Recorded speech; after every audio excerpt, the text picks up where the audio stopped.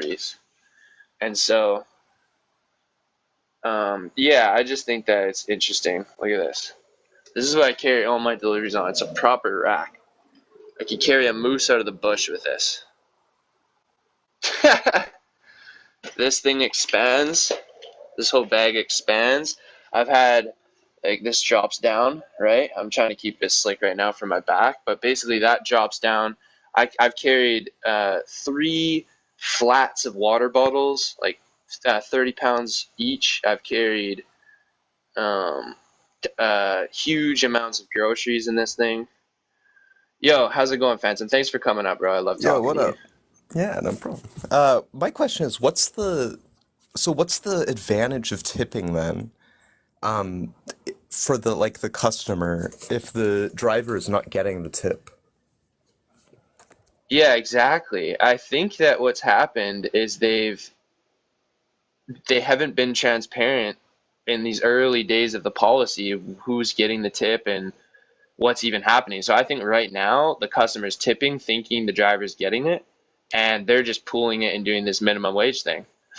So I think the customer just doesn't know that it's not going directly to the driver, because you're right. If they did know that, unless they do, if they do know that, then I guess that's why there aren't tips, or, like, I don't know, maybe they're not tipping as much. Like I said, this has only been as of yesterday, so this is all new, and all across, like, Facebook groups and stuff, everyone's bitching about it. Basically, all the Uber drivers, all the Door Dashers, and yeah, it's crazy. Because so here's my thing is I can understand there being like a minimum wage, right? Where they said, okay, listen, if you're working and you're not getting enough for like a minimum wage, I can understand there being some like sort of minimum that they bump you up to, assuming you're actually working for those hours, right? But taking away the tips of like all of the drivers seems kind of messed up. So messed up, eh? Well, I guess their argument would be that maybe it's not sustainable to have the minimum wage without pooling the tips. Well, then Because don't ask for I, tips. yeah, Like, just exactly, increase the price exactly. of the service at that point. Like, just go, Right, listen, we're right. not. Hmm, interesting. That is an Super interesting weird. problem. Yeah, it's an interesting problem, especially because the main one is just uniting customers with drivers. Like, the job of the app isn't to worry about policy and worry about regulation. I mean, the government is stepping in here because they think these apps are breaching some sort of regulatory ethics, which I guess they might in some to some degree. Oh, But yeah. yeah, but it's Have you kind of like, seen hmm, have you seen some of the shit they do to like businesses? oh, like They're, from the it's business end. incredibly unethical. So like what they'll If do you is own a they'll restaurant, right, if you own a restaurant and you get food delivery, right? They will basically take a large cut of the business's profits. Um, and they will even add you to their site without you agreeing to, those deliveries, right? now that I've personally experienced, I've walked into Yeah, businesses that, yeah, it's even messed up. recently, Yeah. it is. They don't know that they're signed up for the app, and I'm just doing a delivery, and they're like, "Oh, we don't even have Instacart." And I'm like, "Oh, well, I'm doing it." Right, because they never signed up. But then Instacart will Yeah, still try to take their cut. And so I think this super is like a crazy. lot of these companies are really like predatory, kind of manipulative. I don't For think they sure. deserve as big of a cut as they're taking for acting as a middleman. Um, but The only issue is this has changed my life. Like, without these apps, like when these apps first popped off, I was originally one of the first ones, especially in this city, on it. I was on it from day one when everyone thought it was just a scam. Everyone was skeptical from day one, right? Because these apps were so new. They knew they were predatory. I was like, oh, they're going to take the most off the top and you're going to get a bit. But I was able to basically exploit the app, right? Like, man, because I love riding my bike, and because of that early days where it wasn't saturated with drivers, like, there were days I was making $100 hours, and it was insane. So it works both ways. It's like, this has given me the freedom. These apps have totally changed my life. I haven't had a boss in almost a decade, completely self-employed, and able to make over 30, $40 an hour in my city riding my bike.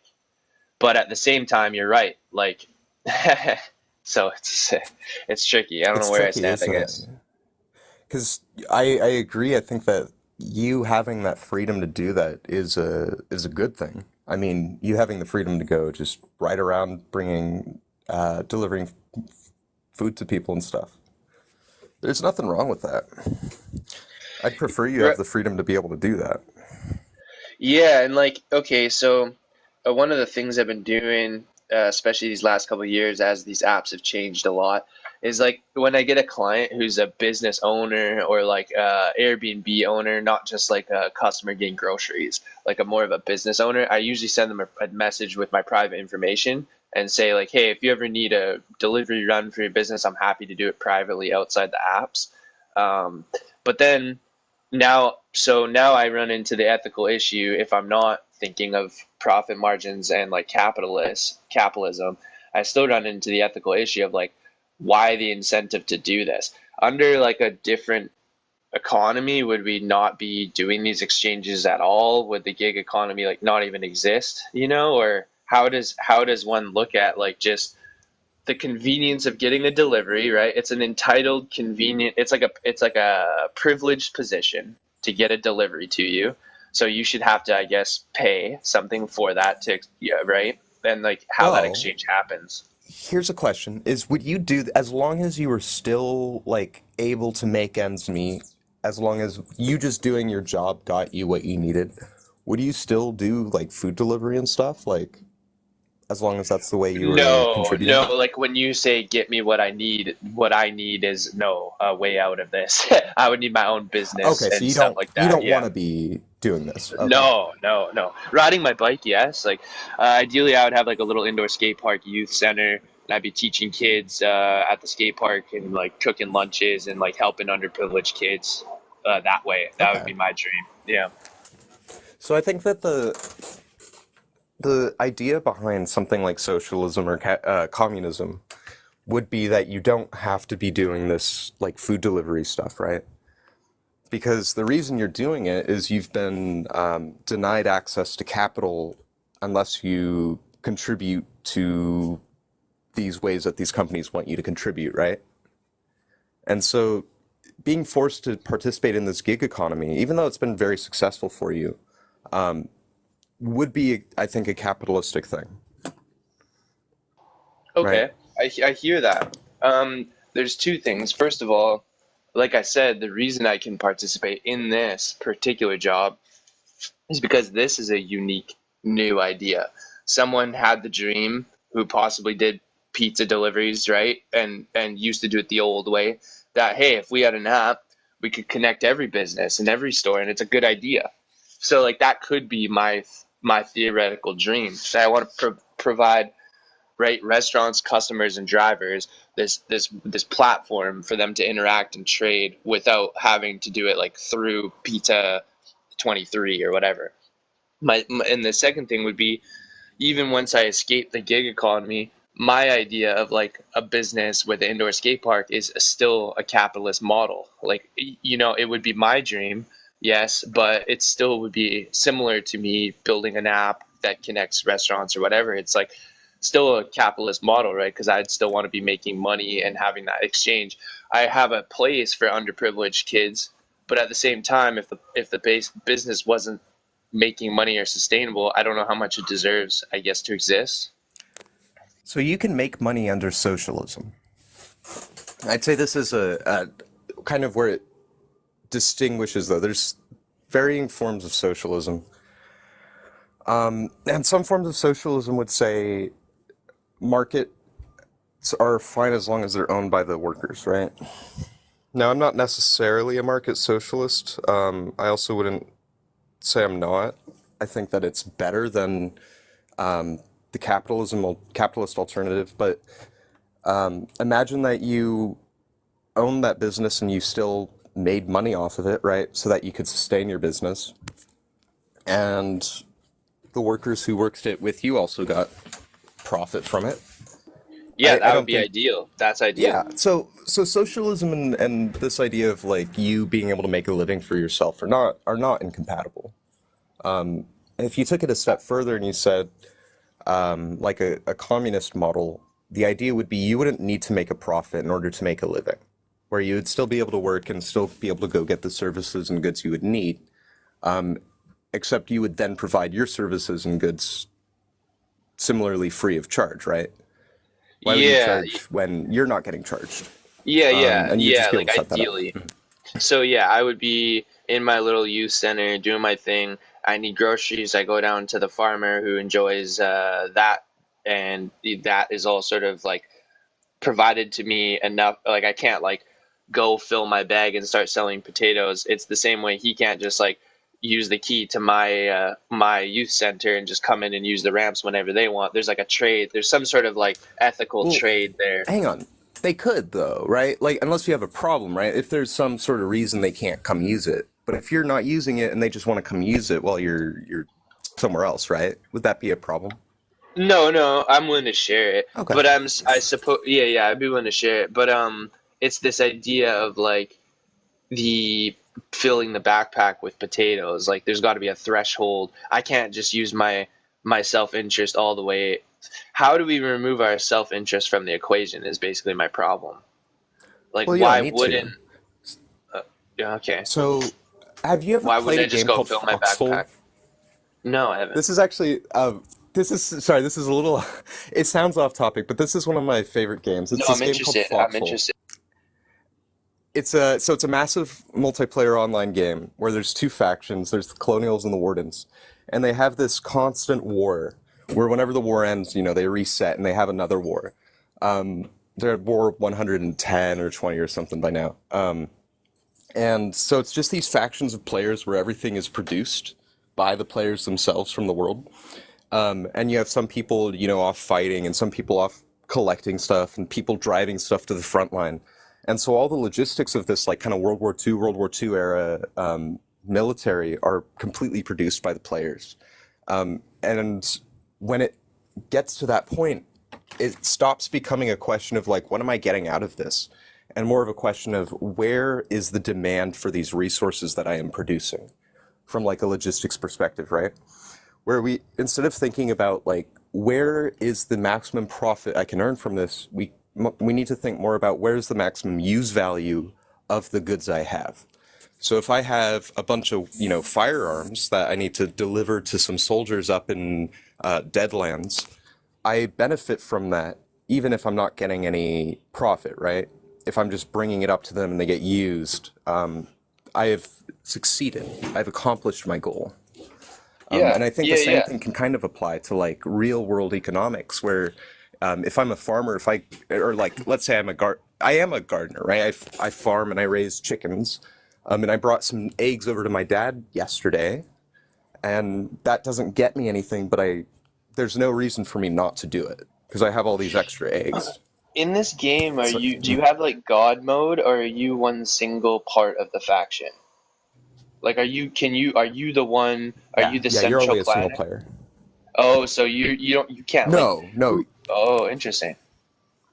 Yeah, it's really interesting because there's like, let's say there's like 10, 5,000 players on, maybe not at a single time, but like, actually it gets pretty high. Um, yeah, you're one little gear in the entire machinery So, of the so, game. It's quite so an interesting game. if we needed to move industrial stuff to a part of the map, like how would we? So it's like a question of how we're gonna, because there's 5,000 players playing, maybe only 300 even recognize that issue of demand, right? Or is it like how is that communication? Like, is there like you can dialogue with everyone? There's like a chat. You like Yeah, how does it? yeah. Yeah, There's a right, chat. right. And so you'll see logistics requests go out in world chat, going, "Hey, we need Okay. this thing in Deadlands." Yeah, it's quite interesting. What about, and there'll be like debates about it. Like some people like, oh, you'll hear like some people would ignore those requests, I suppose, right? Oh yeah, of course. I mean, let's Right, say I'm on right, the other right, side of the map. I won't be able to do it for you, but somebody will right. say, "Oh, hey, I can bring you some stuff." Sometimes it is just ignored though, because not everybody will be able to. If you ask for something that, oh, I need tanks and tanks in this one place, right? Fisherman's Row, bring it over. It's like, we might not be able to bring tanks over there at the second, or there may not be any players who are able to bring that kind of level of equipment. And it is interesting because they'll people will organize into like groups and factions. And so you do kind of have this like I don't want to say capitalist because it's not. They're not trying to make money, but they're trying to store it for their own use. And so almost this kind of hierarchical use for the equipment. Um, What about the there always is a war. There's always two, like you said, main factions that are fighting. yeah. Or is it right? Is it impossible to right? Because like obviously the goal would be, I guess, is there is I know it's a game, so but in reality the goal would be to like escape that inevitability, right? No, no, goals to win the war. So you'll join the Even in colonials. reality though, Mhm. Oh though, no. Well, right? so in reality there That's what isn't gets really a weird. goal because the goal is Well, just to win the to these systems of thinking, the goal would be like peace or like right victory. or like Because yeah once you okay. take all the victory points or take enough victory points, the war ends, and then a couple days later, a war will start from scratch. With like new technology tree, or not new, but the technology trees being reset and everything. Gotcha. But I meant in like reality, like because you're kind of using this game as an idea of a thought experiment Hmm. on, socialist thinking versus capitalist thinking, what works better, and this idea that maybe this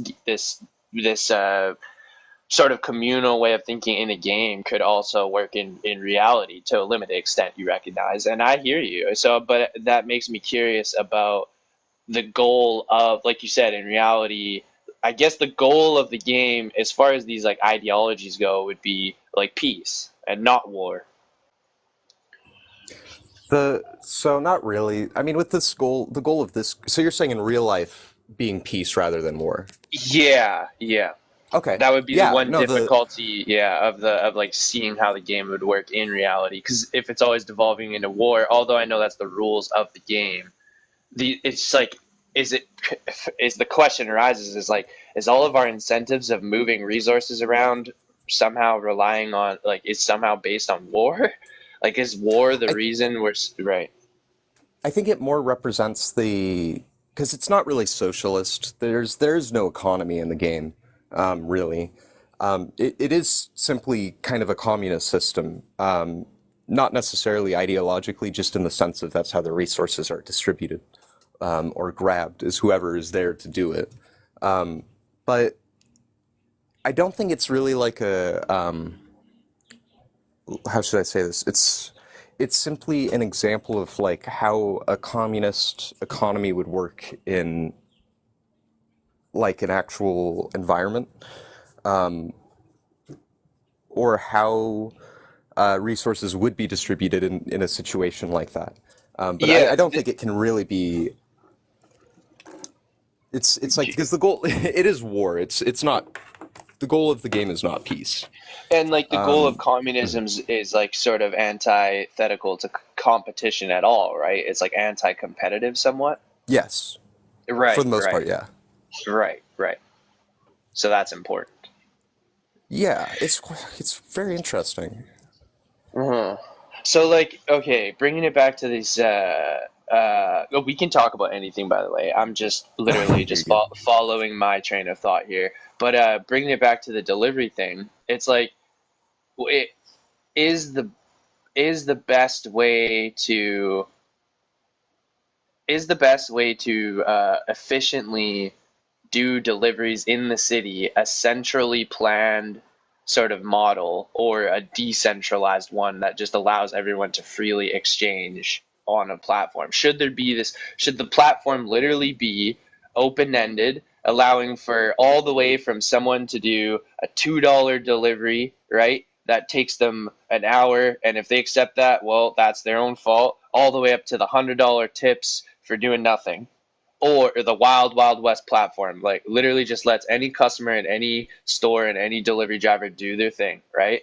Or should there be some sort of governing overseeing body of the platform that regulates minimum wage?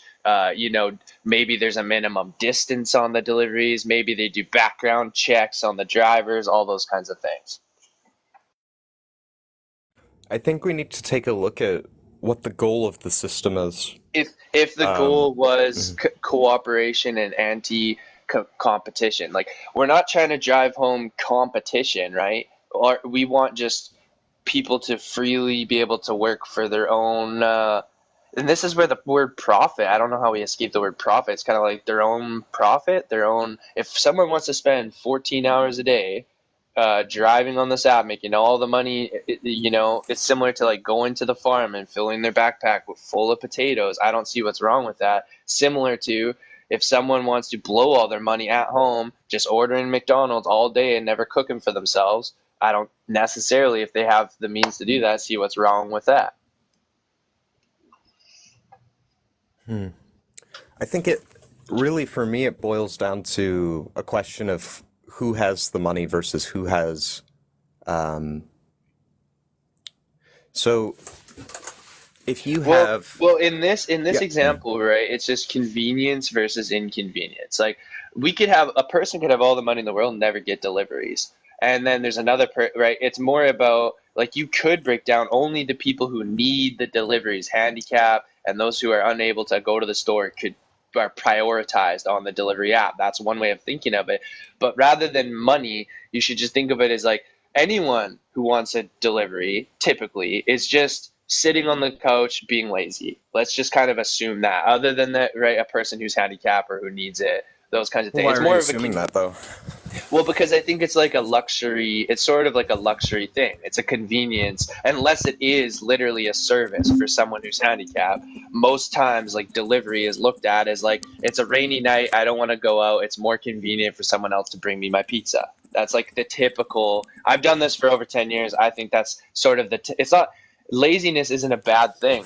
I'm saying like it's something that is appropriate. It's fine to be lazy, and that should be something that's able to be leveraged and capitalized on. Because if I'm feeling ambitious and I want to work at the moment, and you're being lazy, we should trade. I'm willing. I'm hyped. I'm in my rain gear. I'm more than willing to go across the city for you. You've just got off a long shift. You got your PJs on. You're sitting by the couch. It's not a matter of selflessness. If this was, I don't even know you. If this was literally you just asking me to do this, I would not do it. I have other things I need to do. But if you're willing to like give me some stuff, a reasonable amount of resources or money, right, for this trade, then I don't see what's wrong with that kind of thinking. That like kind of like So exchange economy. what if I was your friend and I got home from the shift? Let's say we lived together, we were roommates, and I got home and I asked you to, go pick this stuff up because I just got home from work. Would you be willing to do that? Right. So in sure, in certain circumstances, as a homie, absolutely. Yeah, and sir, but the problem is scaling this. Like, I think that opening that up to strangers is a good thing. If I only had to rely on my friends, then deliveries become really limited. We can only go to the few stores kind of close to us, right? I'm not going to drive across the city. Like, you wouldn't ask me to do that either. I'll run up and get you some groceries or whatever, right? But if there's like with the ability to open it up to strangers, well, now we really can. Like, if we have the extra a bit of 50, right, extra $50, or if we have the real lazy night, we really don't feel like going out and cooking. There's no reason why we can't get someone to go all the way to Walmart or all the way across the city for us, right? If we really wanted to pay for that. But without that, if we were just relying on our like tight circle, I guess the idea would be like the community is a bit bigger than just like your close homies. Maybe the bigger this ideology gets, I could ask like a neighbor or someone across the street, or potentially even text someone across the city, right? If everyone did adopt this communist way of thinking, there would be a way maybe to scale it. So I do kind of sympathize. I just don't know. I feel like the trade would still be an essential part of it. There'd still be sort of this exchange aspect. Like even with my homie, right? If you did this every single night, I would eventually I would say no, right? Eventually, Right. this is getting annoying, right? So that's the threshold of the exchange. And then at that point, you'd have to start bartering. You'd be like, well, okay, would you go if I gave you my shoes? Would you go, right? If there's some sort of trade. And it's Well, like, hang okay, on. that's worth it. Mhm. So you brought up a good point is if I did this all the time, right, and I never gave you anything back, you would probably eventually get tired of me, right, and my bullshit, and go, Right. yeah, I'd okay, I'm want not something doing out this of for you it. anymore. Hmm. So this is actually has roots in human history. Of this is called a gift economy. Where if I'm constantly taking advantage of your labor and I'm never giving anything back, of course I don't think you should be doing anything for me. I don't think communists would think that you should be doing anything for me at that point either. Where the system works under the contention that we are working for each other. And at the point of somebody being selfish basically and not wanting to contribute back in whatever way that might be, I have no problem with you going, yeah, okay, I'm not going to do this anymore. But I was going to say, I think this really boils down to the market question. Of should there be a market or should there not be a market? And under socialism, you could really go either way under this. Under communism, there would not be a market, almost assuredly, Yeah, and what do you find by a market? I like a would free say market. yeah, Free like market, any something that you can exchange trade, though, like right? any trade, any trade. No, well, Oh, right, that's the right. thing is the more that you're restricting a market, the less free that market is. But sometimes there are pretty good reasons to restrict a market, you might agree, right? Yeah, perhaps. Yeah.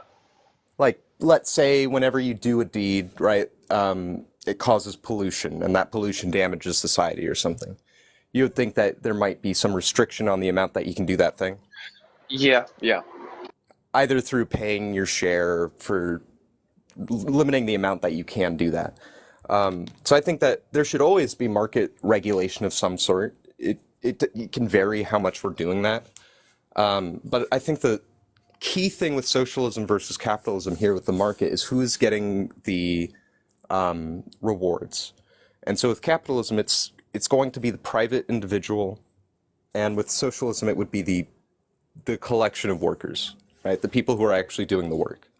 And what would no market look like? I don't know what that would No even look like. market. So with communism, like with no free market, it would look like there would be no money. It would simply be you doing what would be needed of you and Trade and collecting what barter, you need to collect. trade and barter could still happen, just no like currency. No, like there wouldn't be barter because you wouldn't Right. be right. If you went to the farm to get food, the farmer wouldn't go, okay, I need to figure out how much food you get.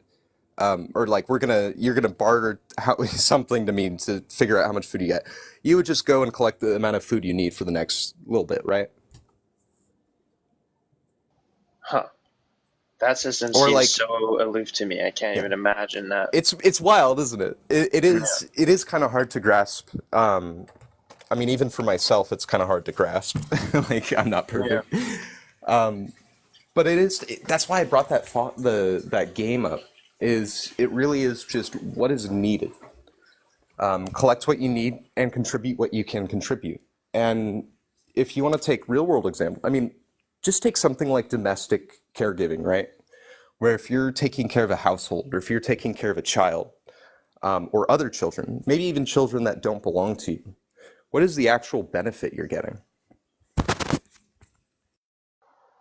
Like like you mean like legitimately? Yeah, like let's Like say I'm well, raising a child that doesn't belong to me, but I'm just trying to bring them up to have an okay standard of living and to eventually go out in the you world. mean like every day as your own,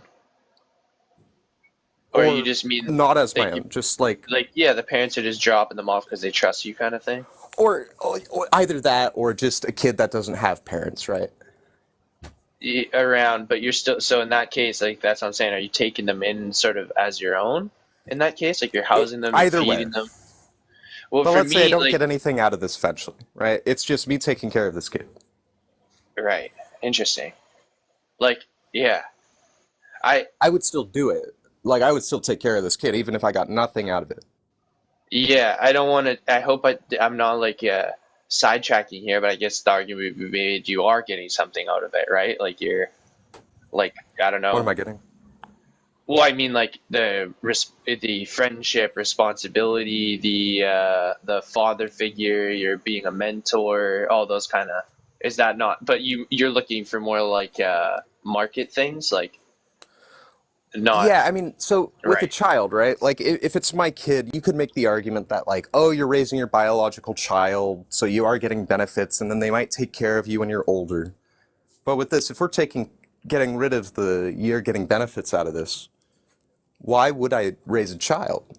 Well, like that isn't adopt, mine. like families who adopt pay hundreds of thousands of dollars to adopt because they want a child. That isn't, like they can't bear a child. They want to raise a child. They get a lot out of that. So, but that would Or be is that getting not a? stuff out of it, right? So that'd be their Oh, child. so I see what you're saying. You're assuming this person Hmm. just gets absolutely nothing out of it. Yeah, I guess you're just sort of obligated to. Interesting. Well, I'm not It's obligated. I don't have to raise yeah. this child. Okay, I this could is. say, no, you can go find a church or something. Are you? Yeah, are you atheist? You're atheist, right? I am atheist, yeah. Yeah, that's so interesting. Yeah. For me, like the faith I have brings me towards getting something out of it. Like if I come across a situation where I don't necessarily know if I'm going to get something out of it, but I feel like I should still act, like the obligation to act comes from a faith. I feel like it's like I know in the end I sort of will get something out of it. It's not material. It's this like faith in goodness, faith in love, sort of the same direction I'm going with like with parents who adopt. Are they really getting something out of it? Like that? It's like they're bringing on a lot of hardships and a lot of responsibility and a lot of liability by adopting a kid, but really they're doing it for like the life experience. And like that's the same way maybe I get out of interacting with someone I don't even know, or like taking on that challenge of like dealing with maybe like I go in the street and argue with someone who disagrees with me for it seems like for no reason, right? But at the end of the day, I feel like I will get something out of it. I think like I have faith, so that's a bit of a difference in our opinion. Like I would do it because I have faith, but yeah, Okay, that's fair. yeah. Like I don't know if people would do it without that. Is basically my skepticism. Well, many wouldn't. Right, There's right. many wouldn't. Probably many would. Um, I think you look at domestic partnerships in America, for example. And there's a lot of situations like this where one partner is undervalued or they're not getting the full breadth of their relationship, right? If that makes sense. It's like Yeah, yeah, yeah. there are people who are contributing for not necessarily the monetary value of their labor. And I think that can be okay. Like I'm okay working and not getting paid for it. It's just I want the work I am doing to be valuable. I want to contribute in some way, whether that be to the people around me, the environment, myself.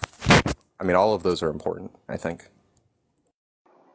Yeah, so that's I guess where sometimes I sympathize with the ideals of some communist thinking. The only problem is I think I can separate ideas of value when it pertains to like stuff and ideas of value when it pertains to like morals and ethics and like faith and those kinds of things. Like I think price indicators are really important and exchange ratios, trading pairs. These are all really, really important economic indicators. Like if we were to remove the math behind economics or the market, I think we would lose some things. I don't think it would move us in a positive direction. Although sometimes it can seem like a facade of greed, I think mostly it's enlightening, especially to our own desires or like our own hubris, our own limitations on things, like our entitlement, right? When we create art, like if I'm a musician and I want people to value my music, well, I have to earn it.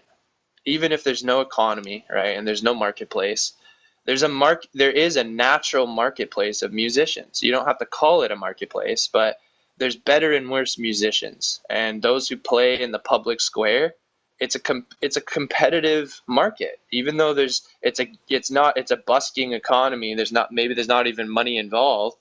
The natural progression, right, of the public square, just people's attention is naturally competitive, and the better musicians will win people's attention. Most people will walk by mumbling offbeat, right, off tune singer with no instrument versus a person who's very talented. And so they're both entitled to their value. Like I morally and ethically value them as humans, both, right? This is where I'm saying like my faith, I can separate that from their actual products or their gifts or like what they're producing. And like I don't think there's something wrong with valuing the music of the talented musician over the other one, and perhaps even putting a price on it, right? The more people that stand around and the more that this public square is sort of utilized for the music, the more numbers start to come into play. Like, hey, let's move this musician to a bigger spot.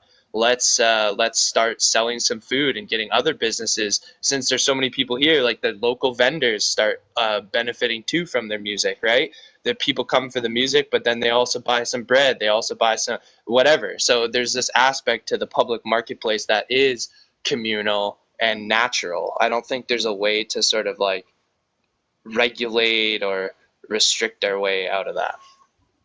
So, question is, should the person who is performing music but less skillfully than the other musician, should they still be taken care of? Absolutely. Yes. And so, Yes. I mean, there's no problem there. I would agree that if there's a musician that's better than the other musicians, we should move them to more Here, prestigious. here's Mhm. one disclaimer on taking care of them. What if in order in their mind to mentally take care of them, they think they deserve to be on the bigger stage, right? That They're sucks for them. fine. Okay, yeah, because they're fine. Like, right, we're taking care of them. They have a bed, they have food to eat, and etc. But we're not taking care of them as far as putting them in the spotlight.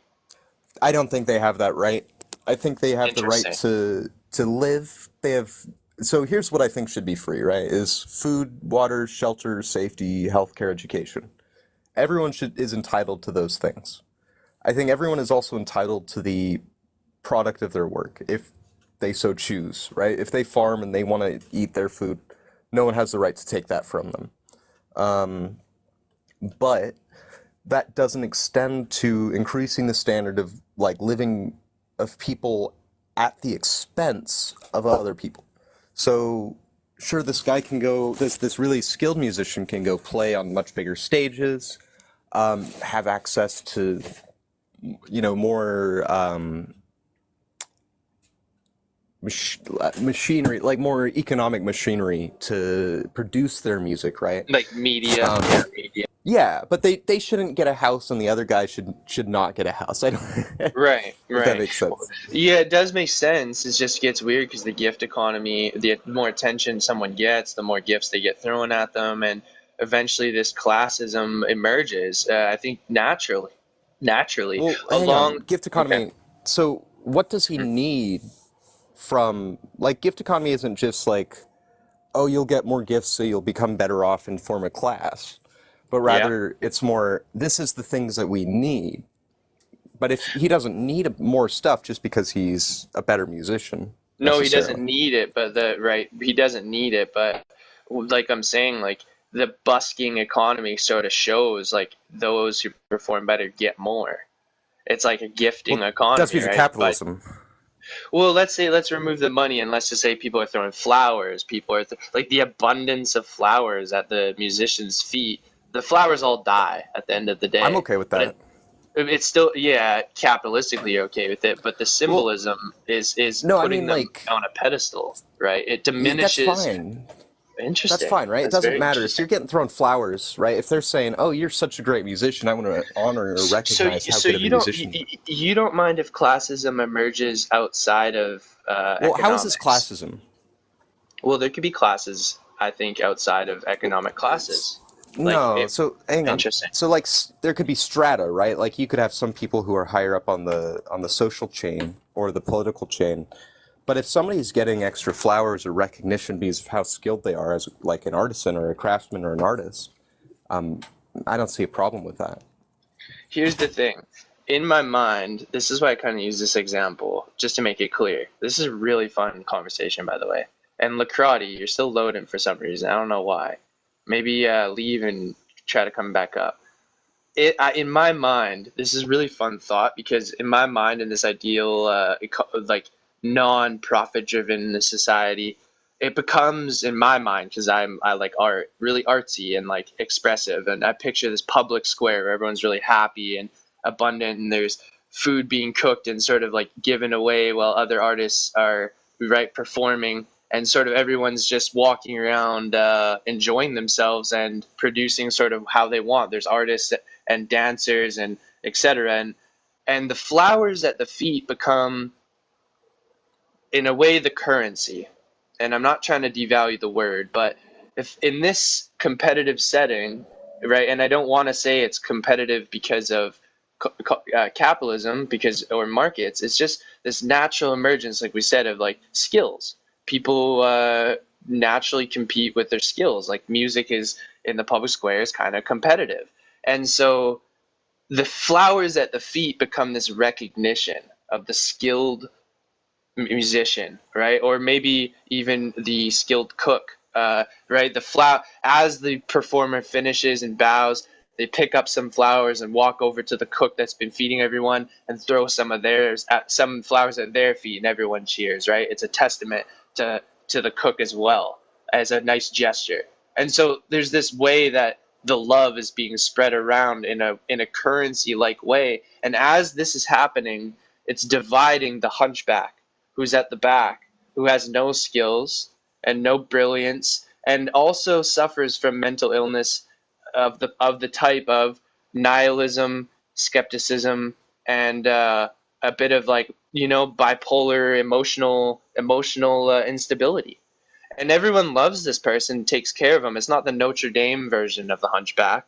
It's the opposite. They love him, but nonetheless, I don't. Maybe at the end. So I guess this story ends. If it ends tragically, right? The humpback is ignored, and they're nihilistically in the corner while the flowers are being thrown at everyone's feet. In the comedy story, at the end, everyone walks over to him too, right, and throws the flower at his feet and puts him on everyone's shoulders, and perhaps that person is also uplifted. But I'm skeptical that this story turns out that way every time, and that's this classism that emerges, in my opinion.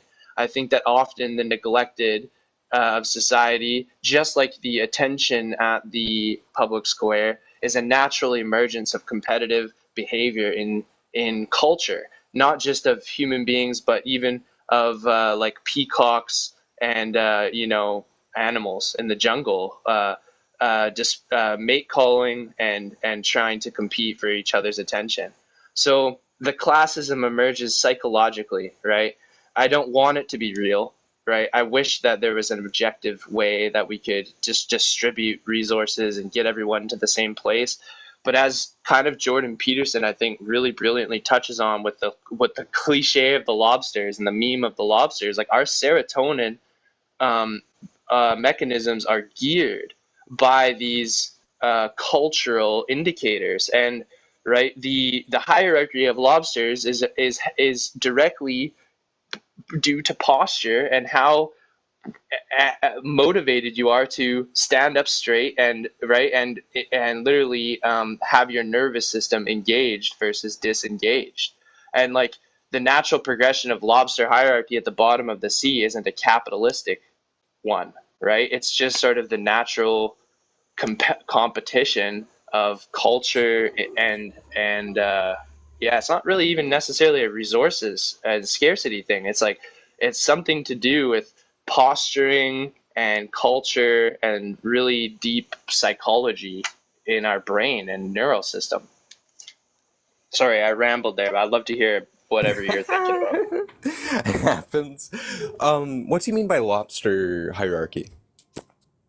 So yeah, he's touching on how even if we remove capitalism, patriarchy, systems of dominance, and we go just to crustaceans at the bottom of the ocean, we can still observe hierarchies in culture. Like the culture, Well, hang on. Crustaceans don't have culture. They have like biology, right? So so different culture is the biological term. Like you can observe culture in a petri dish. culture isn't biological. Oh, if you're Sure. talking about like a cult like a bacteria culture, that's Yeah. different. Well, I'm saying culture as in like a social culture, yeah, I right? know. He's somewhat uniting them That's a here, different though. thing. He's That somewhat yeah, unite. okay. I would disagree with that though. I think Okay, well, that's a bad take. I use the hunchback as a particular example, right? Because the neural network, like a crustacean, a lobster, who is at the bottom of the pit, develops spinal like underdevelopment, right? Their claws are small, they're weak, their tail flexors don't work as well. I'm not a biologist, I don't know the terms for lobsters, but and the top lobster has literally they literally stack on top of each other, bro, at the bottom of the ocean. Even when there's enough space, lobsters, like a culture of bacteria in a petri dish, stack up on top of each other in a competitive way. Okay, and the lobsters at the top, they develop very strong serotonin neural networks that allow them to flex their tail and fight off the other lobsters, giving them an advantage. Whereas the bottom lobsters barely develop their spinal, strength. And this leads to a hierarchy, a class separation. The top alpha lobsters and the bottom lobsters, right? And there's no So I think capitalism. the idea then should be to remove that. If we were to compare this to human society, the idea would be to remove the lobsters from the top of the pile and make sure everyone's on the same playing ground, I know, but level the playing ground. irony, I know, but the irony is blaming our systems, like whether it's capitalism or communism. It's like he's pointing at lobsters at the bottom of the ocean. The reason he chooses them is because they're tens of millions of years old. They're not primates, Well, you can right? biologically have inequity. Biology and Right, like evolution is a right, very unfair system. Like it's not right, necessarily right, survival of the strongest or survival of the smartest or a fair. right. So it's survival of the fittest with random variation thrown in there. Like because sometimes you will have the more fit one just die of a accident, right? For sure, for sure. But But this idea we of are able to culture, shape. We are able to shape our systems to reward or um, disincentivize certain behaviors. I guess I that's think where that's I'm really what skeptical. separates us. Yeah. That's where I'm skeptical because, like, I think that a lot of these cultural ideals are emergent. They're emergent. They're not controlled. They're not top down. I don't think they are like that. A communist. One of the ways, the things that makes me skeptical of communism is this top down thinking, as if like a central planner is the one influencing. Because when I I will think of the say public square, that's not what mhm, communism is, right? Because communism, there are various. You could have a more authoritarian communist or a more anarcho-communist implementation of communism. sure, It's simply the okay, doctrine sure. of the for the liberation of the proletariat. Yeah, I often do see it associated though. You're right. Okay, I can see that. There is often this association with the thinking at least that it's possible to have like a top-down way of thinking. Like there needs to be some regulator, there needs to be some at least right? Regulation is the main Yeah, how else 100%. but yeah, the anarcho-capitalist I guess is against regulation, Or top-down regulation. communist, Or sorry, anarcho-communist. I meant communist, yes. Yeah. So, and here's the thing: is like there's regulation in our society as well, even without communism. I think top-down Yeah. regulation is necessary, no matter the society. It's just the amount of regulation and the amount of authority being given to that higher up. Yeah, so and that when you say that, well, again, this is where I kind of get spiritual. It's like if anyone's given authority, it would be from my position something like God, because ultimately these things are emergent. Like I don't think the cultural, like let's say a bad policy is just put into law.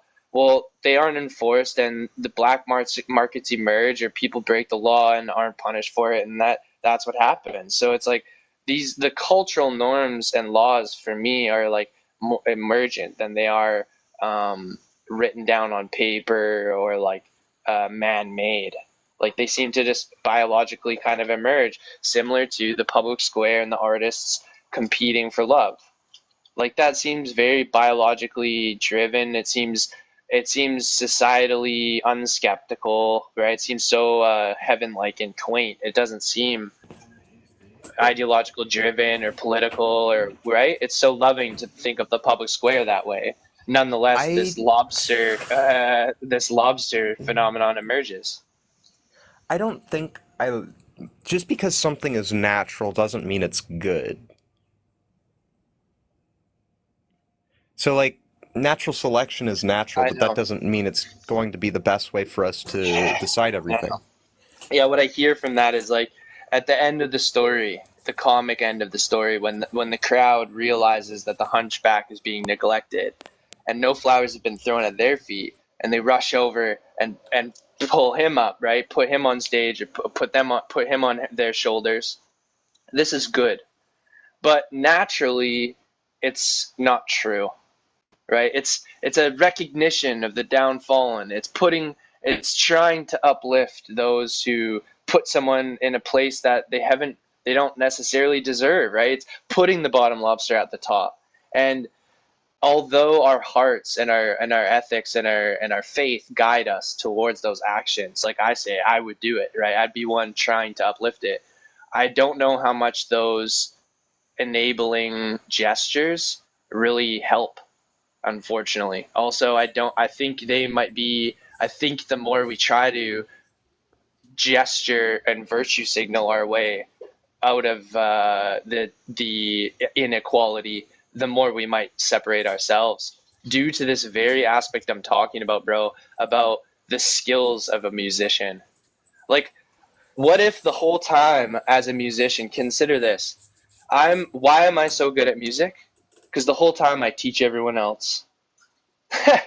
So the whole time I sit and I teach, I'm so patient. I'm not talking about myself. I'm now painting a picture of this artist at the square, right? I don't really give music lessons, but I'm picturing this person who the reason they are so talented is because every day they patiently sit and teach and freely give away their lessons. They teach, right? Those who don't play this instrument as well as them. And then years go by and eventually they emerge as the most talented musician, right? And so this is the problem of the virtue signaling as well. Those of us who try and uplift others and try to selflessly give away are furthered up the ladder of the social hierarchy and distance from those who are selfish, greedy, self-absorbed, and don't contribute. And we can preach that, oh, we live in a capitalist system that doesn't do this, who that really uprights someone like Donald Trump who's really greedy.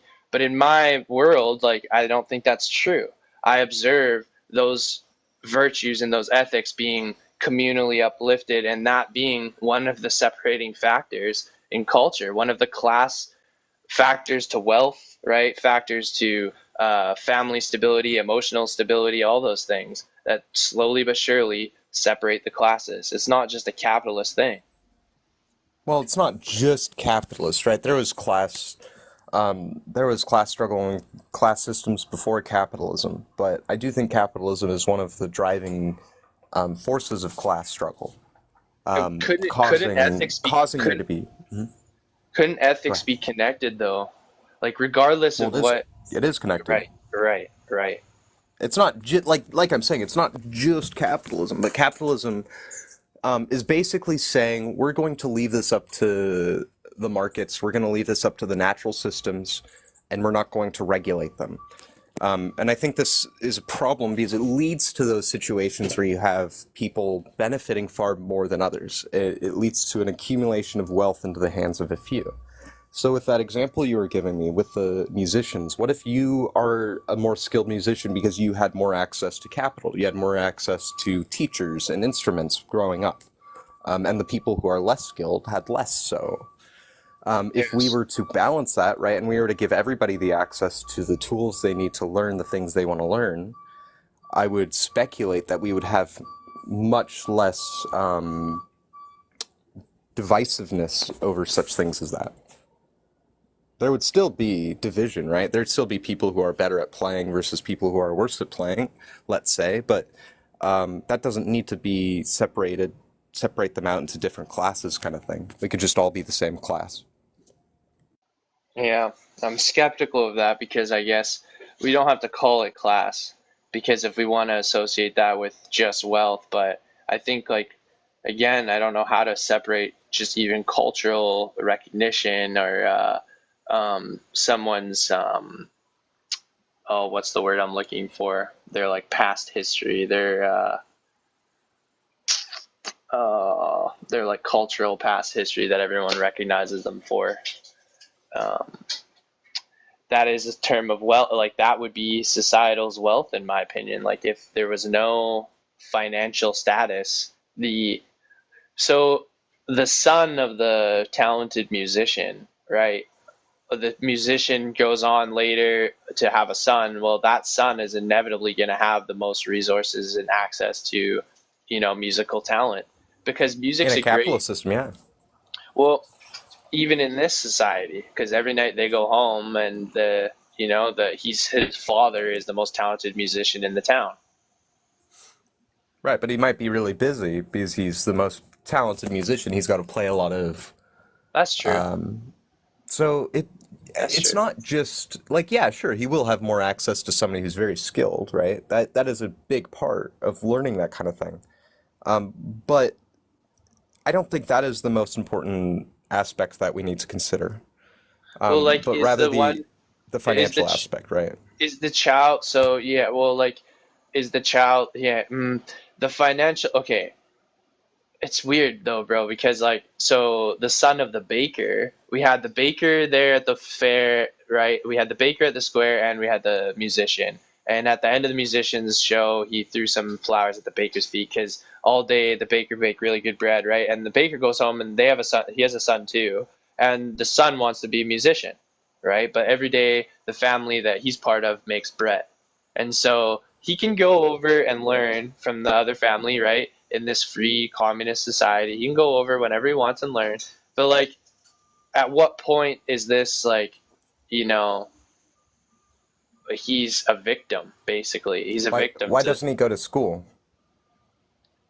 Oh well, because he really wants to be a musician, and like Well, maybe that's what I'm that. saying. Go to Yeah. school, go to music school, Well, in this learn from town, musicians at music school. yeah, in this town, that guy, right, the main musician, he offers it, and that's where the kid wants to go. He sees the town square. That guy performs all the time. He gives lessons, so he wants to go to that guy, and he's jealous, right? It's the life that the musician and his son live is the life that the baker's son lives, and he does try, right? Every day he goes to school, he goes and learns the lessons, but he's in a class of 30, right, observing the teacher, and every day he goes home to his bread making dad, right? Whereas the musician's son gets to go home and just play music all night, and so there's Right. this, But right? here's the thing is, you can choose what career path you want to go down as a person. So if I wouldn't be jealous. Let's say, so my parents aren't musicians. Let's say I wanted to be a musician, and I saw this musician every day performing that I really admired. I wouldn't be jealous.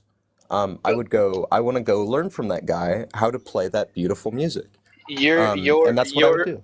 but your initial experience would be that no matter how long you practice or how hard you tried, because this person has been doing it from day one and been exposed to musical parents, you will never achieve their status or their skill level ever, right? Like, That's not how art works, though. So, like, have you eh, seen Hayao Miyazaki's child's animation he no. released?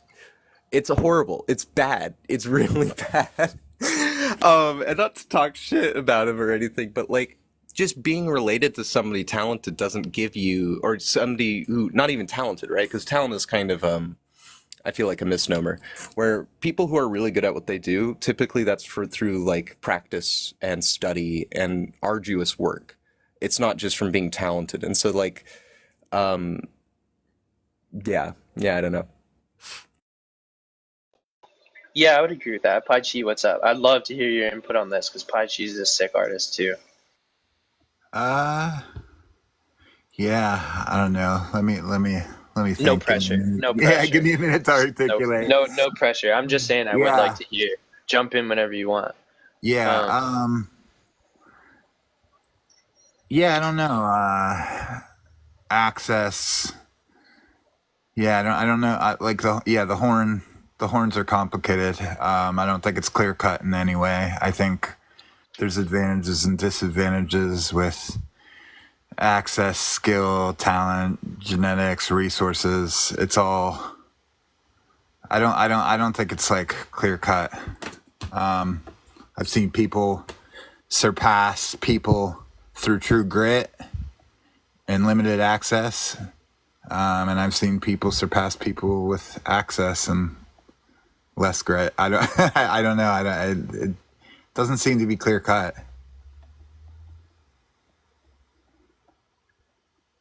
That doesn't seem like it would really just be like a person's child becomes a really good of whatever their profession is every time kind of thing. Definitely not. Definitely not. Yeah, I agree. No, yeah, I agree. I grew up, my dad was a garbage man, and one of my best friends, his dad was like, well, his dad was a carpenter, but like, because he made a lot of money in carpentry, he was able to like probably work less hours than my dad, and like, he was also a musician, and he definitely had opportunities that made the path of being a musician, I would say, a little bit easier for him. I would say so, but Right. it's not like he's like now currently.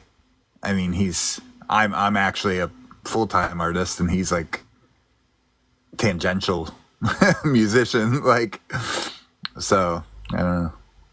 The only reason, from my standpoint, these access or non-access to resources become a topic of conversation is through the lens of something like communism, right? I mean, other or socialism too, I suppose.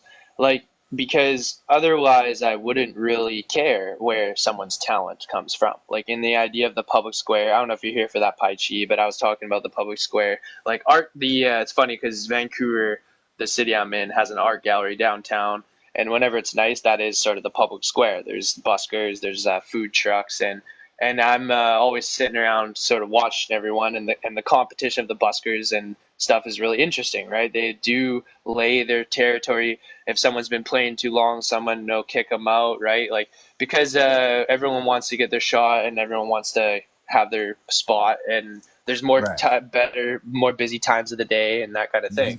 Yeah. But again, when someone's talented, right, especially through art. And we get a little more skeptical when it becomes something like business. If someone's talented with money, we don't look at that as like an art. But nonetheless, when someone is an artist, I don't really need to be skeptical of whether or not they've done it their whole lives or whatever. I think that it is a little more romantic if they've grinded their way out from an underdog spot. But that's not necessarily. I can just appreciate them for the art they produce, and I can appreciate them for the skill they have, you know? But that's why I think again, communist is sort of a slippery slope. Communism, or this idea of like redistributing wealth to give everyone the same access and opportunity isn't a bad thing, but when it comes to calculating resources, it becomes a little slippery because a lot of our resource access is a social thing, a part of culture, right? Like Pai Chi was saying, having access to gigs and people in the network, people in the industry, that's going to get you further than someone who doesn't. It's just the natural way things work, and doesn't Yeah, have we can. Yeah. in some cases, like there's there are like certain products that people make or types of music that people make, painting, whatever it may be, whatever your craft is, that are like kind of undeniable.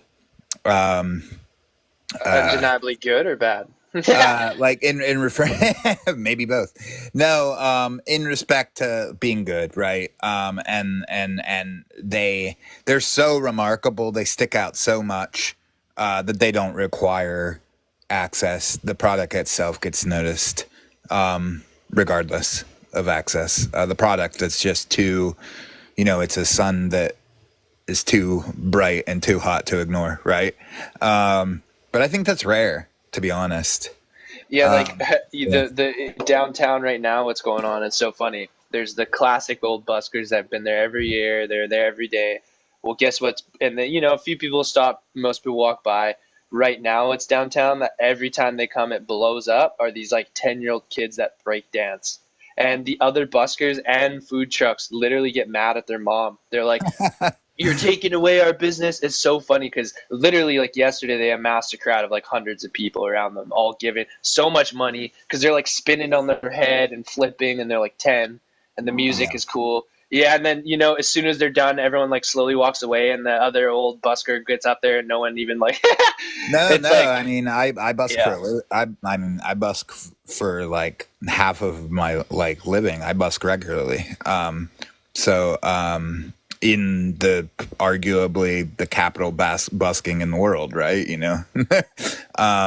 So yeah, I'm very familiar with it, and actually, I encounter like specifically what you're talking about all the time, like because like I'm a visual artist and I'm kind of like low key, like my personality is low key. I'm not like out there shouting, telling people how amazing I am or some shit, like I'm not really like that. I just kind of like sit at my table.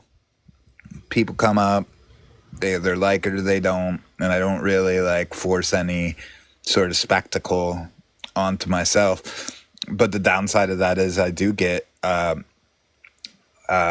overshadowed by an animated performance or whatever. But it's there's an ebb and flow to all of it. It's not always predictable like that. But yeah, I do see that happen a lot where people get overshadowed. Yeah.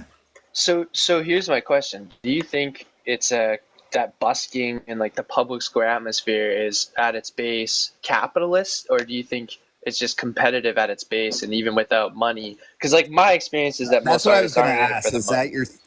Can I interrupt real quick because I just want I wanted your take on this. So is that like kind of like your general thesis statement, like that like stratification, class, barrier, and like barriers, separation would happen regardless of like capitalism? Is that Yeah, kind of like your general yeah, thesis statement? Yeah. yeah. Okay. I think it's a biologically and culturally emergent thing that no, we Um. can't like. Yeah, Yes and no.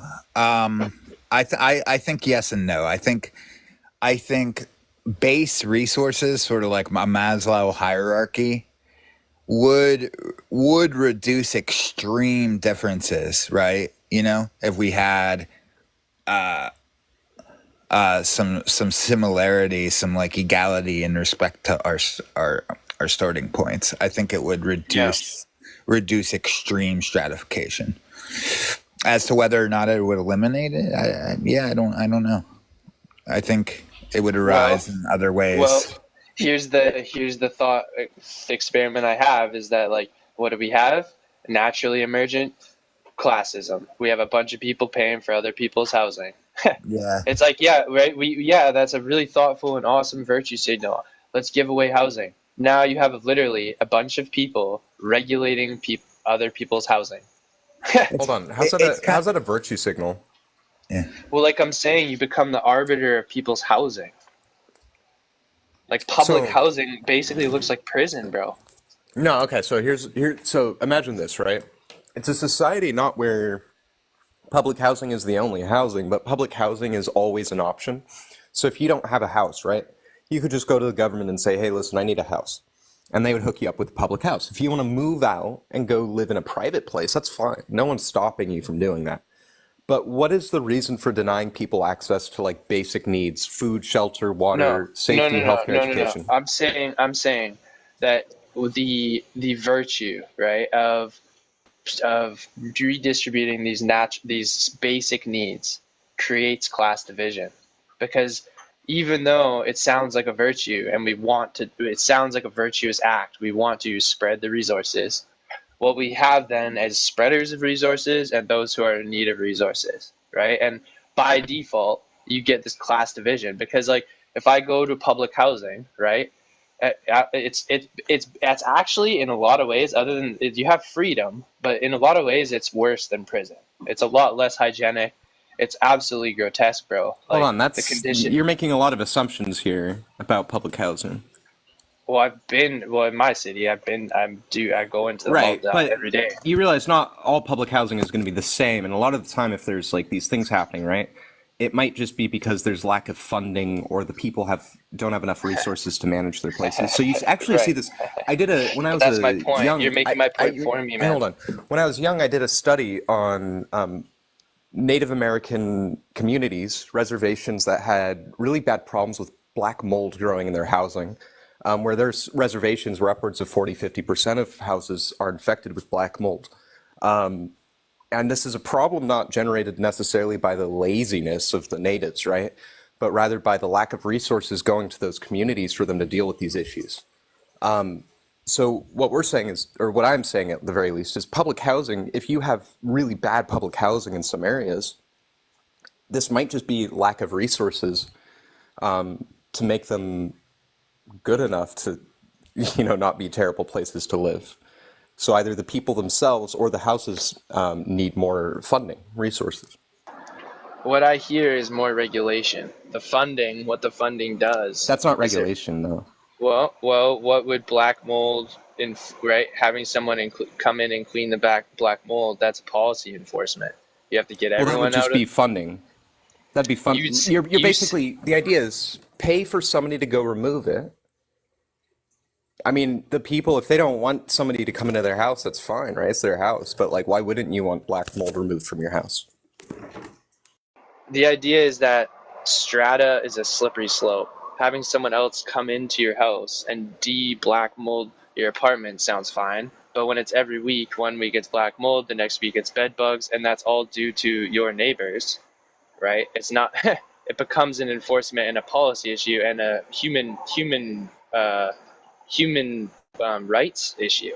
It's not about how much we can redistribute the resources. It's about literally having someone at the door of the premise checking everyone's ID, making sure they're going to their rooms, making sure they have no drugs on them, those kinds of Hold enforcement on. No one's policies. mentioned that. No one has talked about anything like that. Well, that's what that if you want to clean out the public housing, clean it up, that's what it would take, right? Because you'd have to infringe on people's privacy and their own autonomy because that's how these people live, right? Like a lot of the people that live in public housing are addicted to drugs, living on the street, barely Okay, I making it feel like by. this is a little presumptuous, right? We're making presumptions about people we don't know their lives. A lot of them do, Okay, but right? again, you're saying a lot of them do, It's a right? statistic thing. It's a statistical thing. Do you know the statistics on it? I would be able to project that in my city, it's over 90%, 95% of the people that live in public housing are addicted in some way or another. Uh, yeah, I don't know. That sounds really high. I wouldn't be surprised if it's a little higher, but man, that's high. I guess maybe the word public housing is being thrown around here. I guess we got to define that term maybe, because like there's differences in public housing too. But like generally, if are given a place to live, right, for free, these public programs that actually provide a place to live, those are usually typically people at the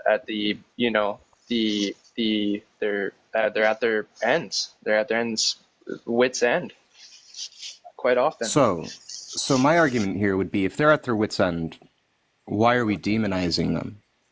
It's not about demonizing them. Again, it's like I'm the type of person that wants to provide housing, right? I want to clean up the streets. I don't like homelessness. It bothers me more than anyone because I pedal through it all day long, bro.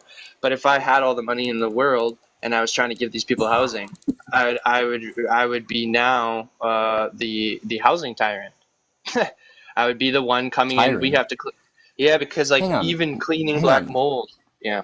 So we're talking about giving people the option to have this stuff What if removed. there's one place that doesn't want the black mold cleaned? What do we do? Then sure, whatever. If they don't want the For black mold real? removed, We it's let the their black mold, but legit. it affects other tenants. Does it?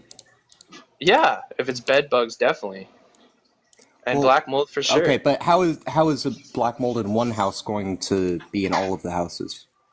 It spreads, and it's also structurally not integral, right? It's not to code. It's not. These enforcement regulations are municipal at this point. It's not even up to the landlords. like subjective virtues. Like black Well, mold is a serious you're thing. making assumptions about the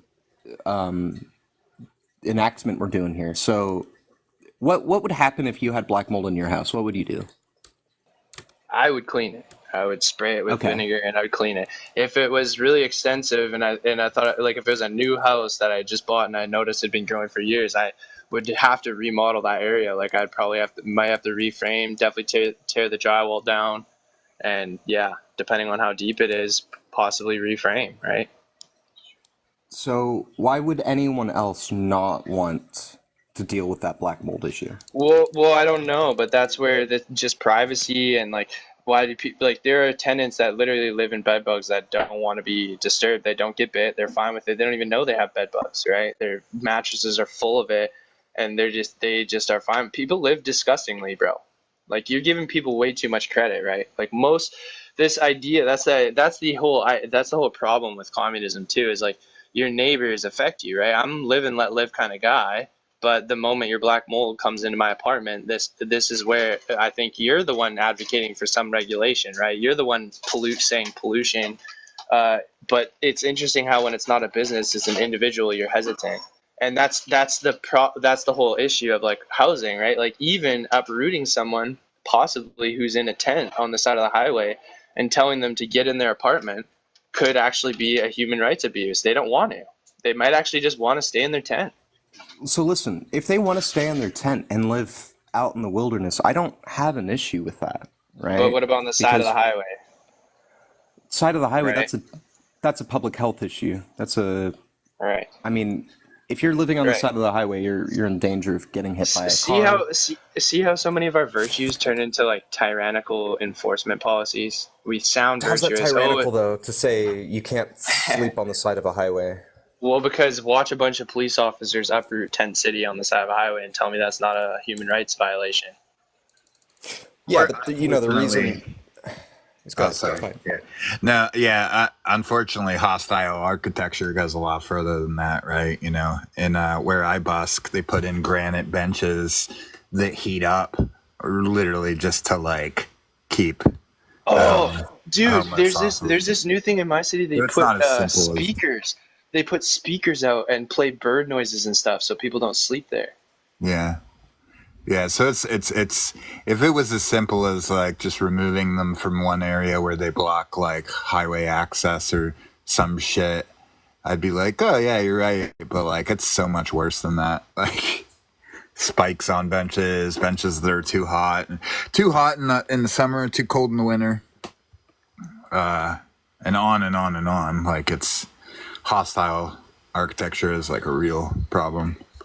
Yeah, they do this on purpose to punish homeless people. It's messed up. Yeah, it's really fucked Totally, up. I totally. told my But yeah, I told my partner that if I ever see a homeless encampment raided, there's a likelihood that she's going to be picking me up in jail because I'm not. Yeah, I won't. I won't let it happen in front of me. Yeah, and where I'm at, I see a lot of homeless camps get raided and cleared because it's a really big problem here. But I don't think raiding a homeless camp and clearing it solves the issue. The issue is these people don't have housing. These people don't have somewhere to sleep. And when we Yeah, just go clear their encampment, we're removing their place to sleep. That's it. yeah, that's it. That's all you're doing. Yeah.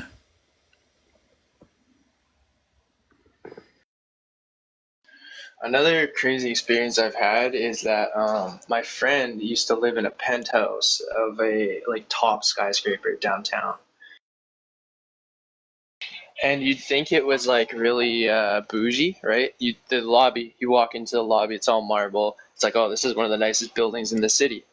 You get up to the literally the penthouse, huge balcony, top floor, like 35th floor or something, and it's all neglected. There's like 10 people living in that penthouse. They have a bunch of just travelers, like three in one room, bed bunking it and stuff. And it was like, yeah, it was absolutely crazy to witness that. It made me, as I'm standing on the balcony looking around at all the other penthouses across from me, I'm thinking, how many other places are just neglected like this, you know?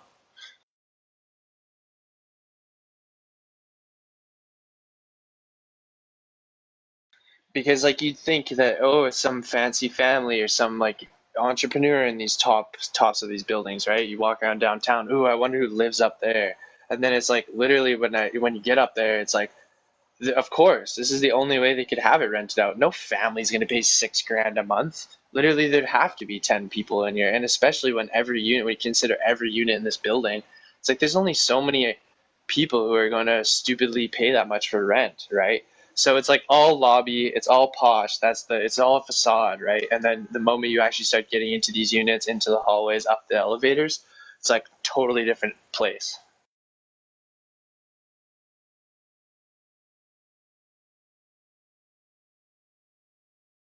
Do you busk Logic? I played music my whole life, a little bit, yeah, a little bit here and there. I'm more fascinated. I always hang out with the buskers. I'm more fascinated by it. I do my little shit here and there, yeah.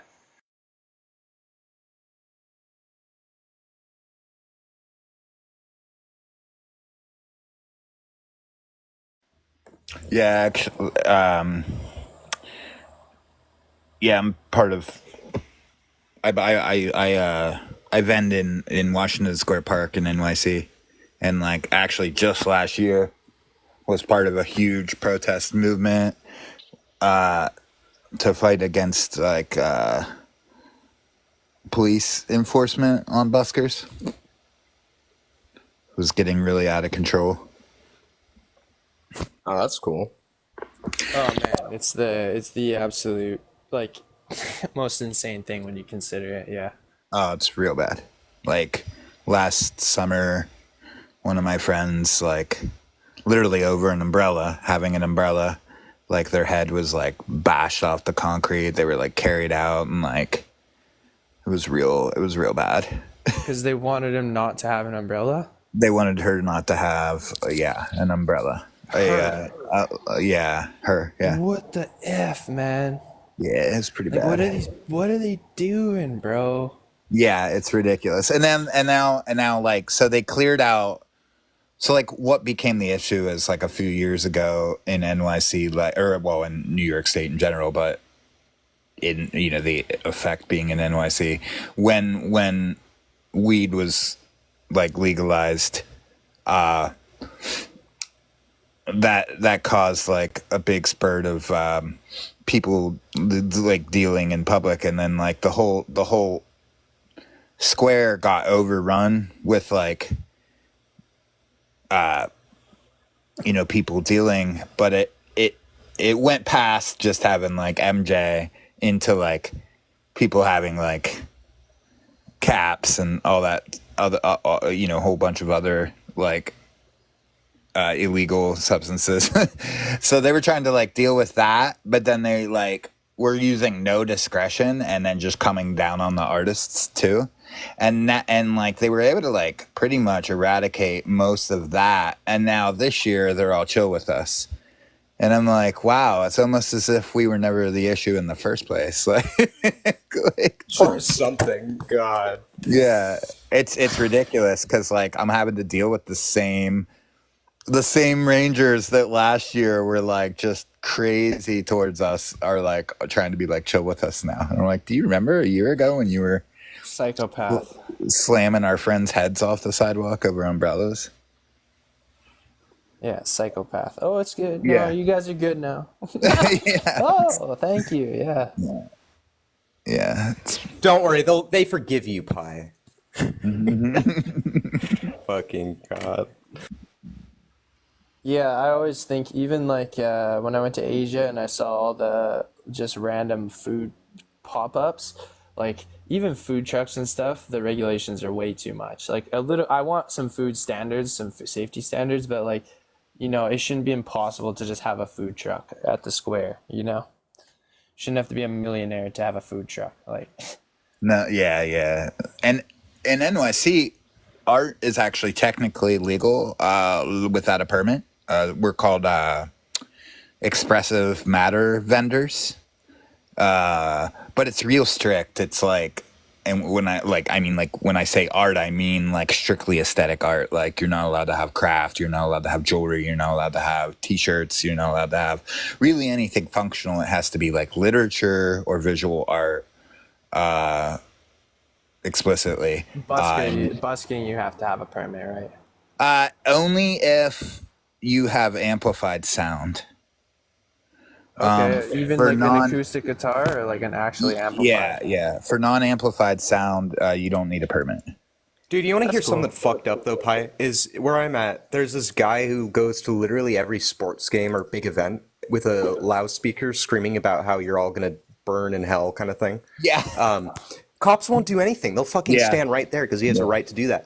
And yet they're gonna come over here like, oh, buskers, Yeah. if you want to amplify it, then point. you need a permit. Fuck Yeah, that, dude. yeah. Like Yeah. they're playing music, not yelling at us. Yeah, I know the person that's out there doing psychological damage, telling everyone that they're gonna burn it forever. Yeah, they're cool, but yeah, the dude playing Bob Dylan songs is an issue.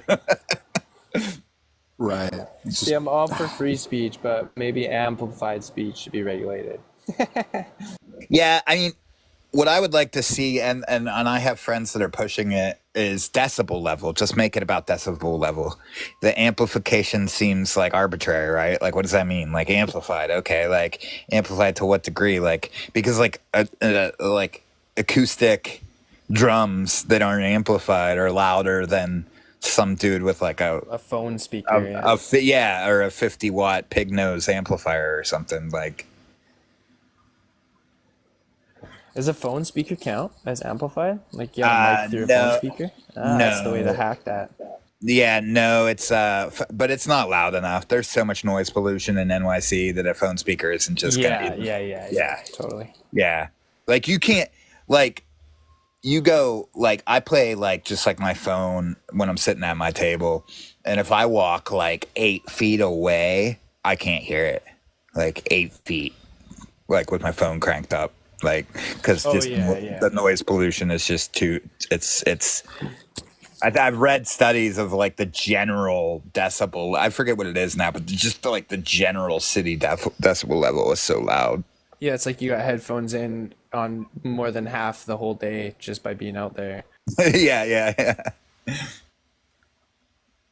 That's actually crazy. But yeah, I think that would be like there are a lot of cities in the United States that do make it about decibel level, and I think that's much more. I think that's like a much better approach, but that will require them to do work, right? That will require them to like actually pull out the meter and actually like get a couple measurements and stay there and like put a little work in, and they don't want to do that. They don't want to actually put the time in to figure out what is the case, right? They just want it to be a Penalize binary. poor people. Yeah.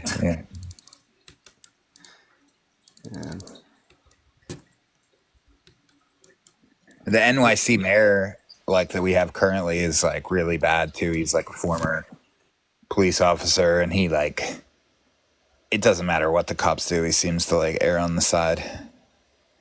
their side.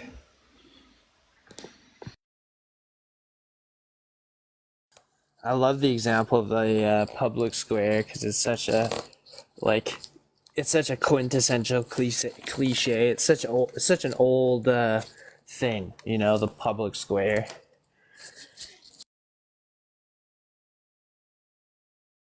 Yeah, and what's interesting is like, the assumption is that we need this like external regulation. But the reality is that like we regulate ourselves pretty well, like as a community, Like, in fact, I would argue to say that like most of the busters that have been doing it for a long time and visual artists have been doing it for a long time, like we do more to keep our community safe than than the police, I swear.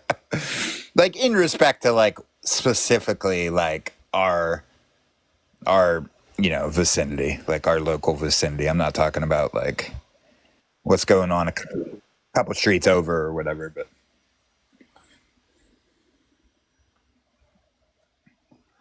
I mean, yeah, for the most part, that is the community. Like if you're on the block every day, you get to know everyone, and that it like Yeah. really is the community. Yeah, and then what happens like with enforcement where I'm at is like they send people. Well, not as much this year, but like last year, they were sending people from different precincts that had never seen us before. So like we're new to them, you know. It's their first day. They're coming in, wiping us out, and they don't know us from Adam, and like, and that was causing huge issues. I don't know. It doesn't seem like like cities have been pushing for community policing forever, and it just doesn't seem like we're getting any closer to it.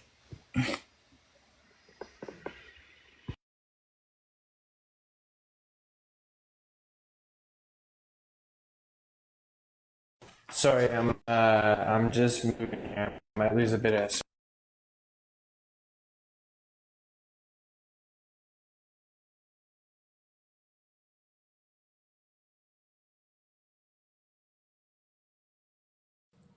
Can you guys still hear me? Yeah, we can hear you. Okay, sick. Yeah, I'm curious as to Phansom. Do you think trade and barter is like a naturally emergent thing, or do you think that's like a just a capitalist thing? No, I think that's naturally emergent. We had trade and barter through most of human societies, like human history. Yeah, hell yeah. Capitalism itself is a relatively recent concept, kind of like innovation, but trade and barter have existed for thousands of years, just like gift economies. Yeah, and so how do we distinct? I have trouble with this. How do we draw a distinction between trade and barter and like capitalism? For personally, I would see it as who owns the wealth. So with the capitalist system, the wealth tends to accumulate in the hands of like a very few. This isn't necessarily indicative of like trade and barter systems. So like capitalism is a system, whereas trade and barter is simply a method of exchanging goods and services.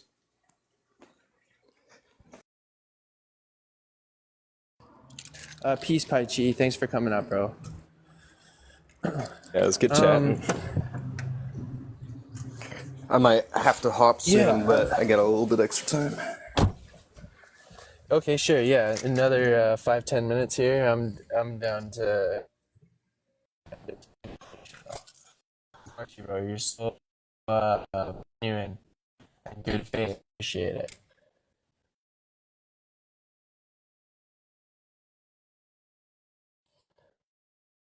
It's very rare that I get to talk to people who either are not communists or are not like super anti-communists, if that makes sense. And Oh, absolutely. Same here. the funny thing is like I'm barely a communist. Like I would call myself one because I'm technically an anarcho-communist, right? Where I'm anti-authority, but I believe that property should just be common property. But so the way I see in actually achieving that would be like through something like democratic socialism, where you basically want to make power as equally spread as possible, like political power. So that would mean strengthening our democracy, like removing things like the electoral college, giving individuals more of a voice in the government.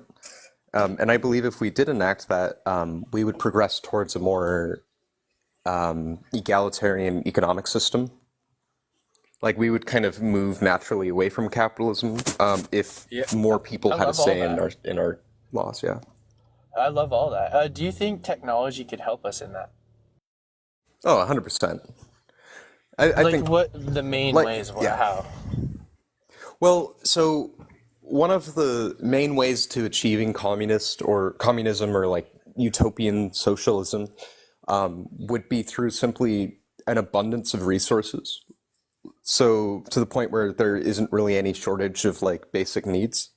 And at that point, what would be the necessity of commodifying like basic resources like food or water?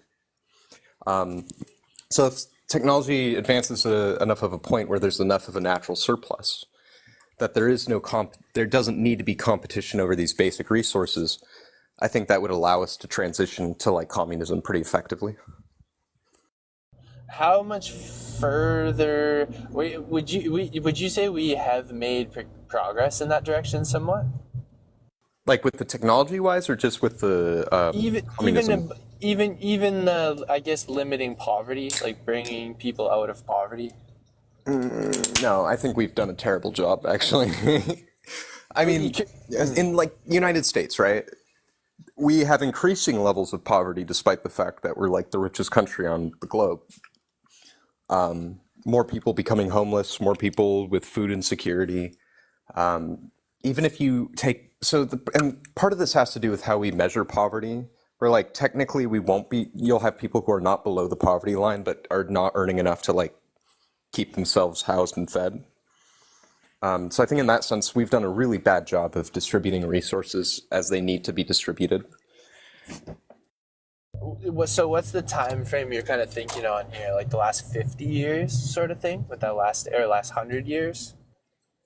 Well, like time frame for which specifically? Like I would the say poverty kind of thing? generally from like a pretty macro scope, abundance through the industrialization of things has been more widespread. And here's the issue is we have more abundance, but the distribution systems we have in place are not equal. So the systems we have in place do not give food to people who don't have food, right? They give food to people who can afford to pay for food. So I think that is like an example of like a critical failure where it's not meeting the needs that actually need to be met. It's meeting the needs of those who can afford to pay. I agree with you and I disagree with you because like obviously certain commodities are now available to, right, that wouldn't otherwise be available. They're only available to those who can afford it, yes, but even previous to widespread trade, right, global trade, sushi on every corner sincerely wasn't available, no matter how rich you were. Well, capitalism didn't do that. That would I would be argue it did. attributable. No, it'd be attributable to like movement of people, right? Because the reason there's more sushi restaurants is you have more Japanese people moving to America, right? Yeah, Setting up yeah, restaurants, cooking for their sure. food. For sure, but when you look at it like as a daily income, it's an industrial import of goods, right? All that rice, all that fish, all the avocados and tuna, and right. So it's not just them; they've had to set up trade either internationally or locally in order to sustain that business. You could do trade. You could do international trade without capitalism, though. It would definitely So become more complicated, but yeah, what was because it the was like how we were talking earlier incentives. about needs. Like my argument would be, why would a Japanese person who's passionate about sushi move to Canada and set up a sushi business? Because the incentives are to make money. Without capitalist Well, system, I don't know why they would even consider that an option. here's an idea: is you have somebody who enjoys making food and would like to make food for those in their community. So if we gave them access to the capital required, like we let them have a restaurant, let's say, and said, listen, if you want to make food for other people, that can be your contribution. That would be all it takes. Is right now the primary obstacle to people trying, setting up more businesses would be access to capital. So I under agree. I capitalism, agree. it will remain one of those key barriers. And in the chance that they do get capital, let's say they get an investment, they're selling their business away to somebody who's going to profit off of them without doing anything. So I think that's like the key problem with capitalism. So a communist system would just provide the resources necessary to like start a business. Right. It would just say, oh, you're trying to start a business to feed people. We're just going to give you the access to those resources so you can do that. But in the sense of like a Japanese person bringing sushi, to Vancouver, like the all those resources might not even be like available. They might be asking, like, especially in that sense, right? Because it's like a cultural nuance. It's like a new cultural food. Well, they'd have to make ends meet then, right? Like they might have to make some changes to their menu if they can't get everything they need to. But I mean, we grow rice, we have fish. Vancouver is on the coast. But So I these are mean, things that they yeah. But ultimately, who's responsible for that? The individual or the community? Like you kind of shifted responsible there, for. providing them with the resources needed to set up the business. Like you shifted from originally the community was going to provide those resources to now, oh, we don't have tuna, fresh tuna here, and so now I guess, No, oh so right, I'm saying if there's simply a shortage, because you were saying there's a problem with like, oh, let's say I can't get these things because there's no incentive for Asian countries to ship resources over to, Vancouver, right? So in right. that case, if the community doesn't have access to those resources, there will have to be sacrifices to be made, right? I mean, we simply don't have access to those resources, but we should still allow you to set up your business and try to support it as much as we can with the resources we have. So you wouldn't like be denying them access to resources that we have produced in this community, simply ones that we don't have access to. You wouldn't have access to. Understand? I got you.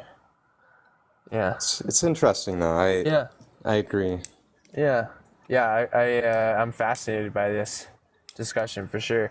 How much have you looked into like economics and like are you interested in economics at all? I'm Oh, curious. dude, I love Oh yeah, economics. okay, I thought so. I love it. I've been studying it a long time. Hell yeah. Have you ever heard of the name John Maynard Keynes? Yeah, I've heard of Yeah. Keynes. Okay, yeah. Keynes versus the Austrian economist is sort of what I'm researching about The right Austrian now. school. Yeah, those Um, the differences. I like Keynes. I think that he makes a lot of good points about like consumer spending. Yeah, I anticipated that. Also, aggregate demand. You kind of went into the demand thing earlier, as that was Yeah, sort of yeah. Keynesian aggregate demand. Economics is an interesting field, I and think people honest, always. I think it's the What's way up? to talk. Sorry, I think I'm excited by it, but it's a way to talk about these discussions. It's why we can have a in-depth discussion. Maybe framing it through those lenses gives you a bit of a advantage rather than just getting Right. propagandized into ideologies. And it is very easy. So like, I would say like if you look at like economics 101 teaches you nothing that's real. Okay. So like the idea Totally. that supply demand is it's everything works under this simple model. People will try to take economics 101 to enact actual policy, when in reality it's just like a model for understanding these concepts. And the world is much more complicated. And so I think some people do fall into a trap of thinking that economics is like a science, but I would say Spot it's not on. really it's not really a science. It's like it is almost a science, but I just don't know the right words to describe it because it's not like Well, philosophy. well, you know what the problem with that is people also don't understand science. That's true.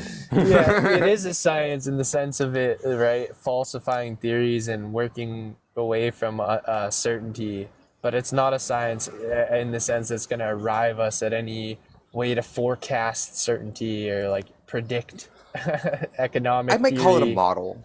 Yeah, it's a A model model. would be That's good. right. That's right. And so if you take it as a model and you go, okay, these are the things we can try to derive from it, or these are the things we can try to study, it can be really valuable. And I think like the laws of supply and demand are a universal thing. It's not like economists just invented it, but that is kind of how economics works. But yeah, I don't know. I love economics. It's great. Have you, not to hold you too long because I'm sensitive No, of your you're good. time, leave whenever you want, but have you looked into like technical analysis at all? Technical analysis, in what way? Yeah. Like looking at charts of different prices and how to put indicators on a chart, different trading pairs, that kind of thing. Not really. That's That pretty new to would, me. yeah, that would interest you. That would definitely interest you. This idea of supply and demand, your knowledge of it, the nuances of how science differs from economics, really would find. I think you would be able to. It's modeling. It's modeling price action or what's going on in the economy, not necessarily using like dollars. You could use dollars, but like you should look up some videos on TradingView. It's a platform free. It's a free platform where you can literally chart anything against anything. So this idea of supply and demand, the important part, the crucial part is that there are two inputs. There are a supply and a demand. That the dual input is what is necessary to graph something. You need an x-axis and a y-axis. And so most people are just thinking in terms of dollars, right, which is one of the axes, but they're not willing to graph something or think in value in different terms. Like I could graph the wheat versus oil,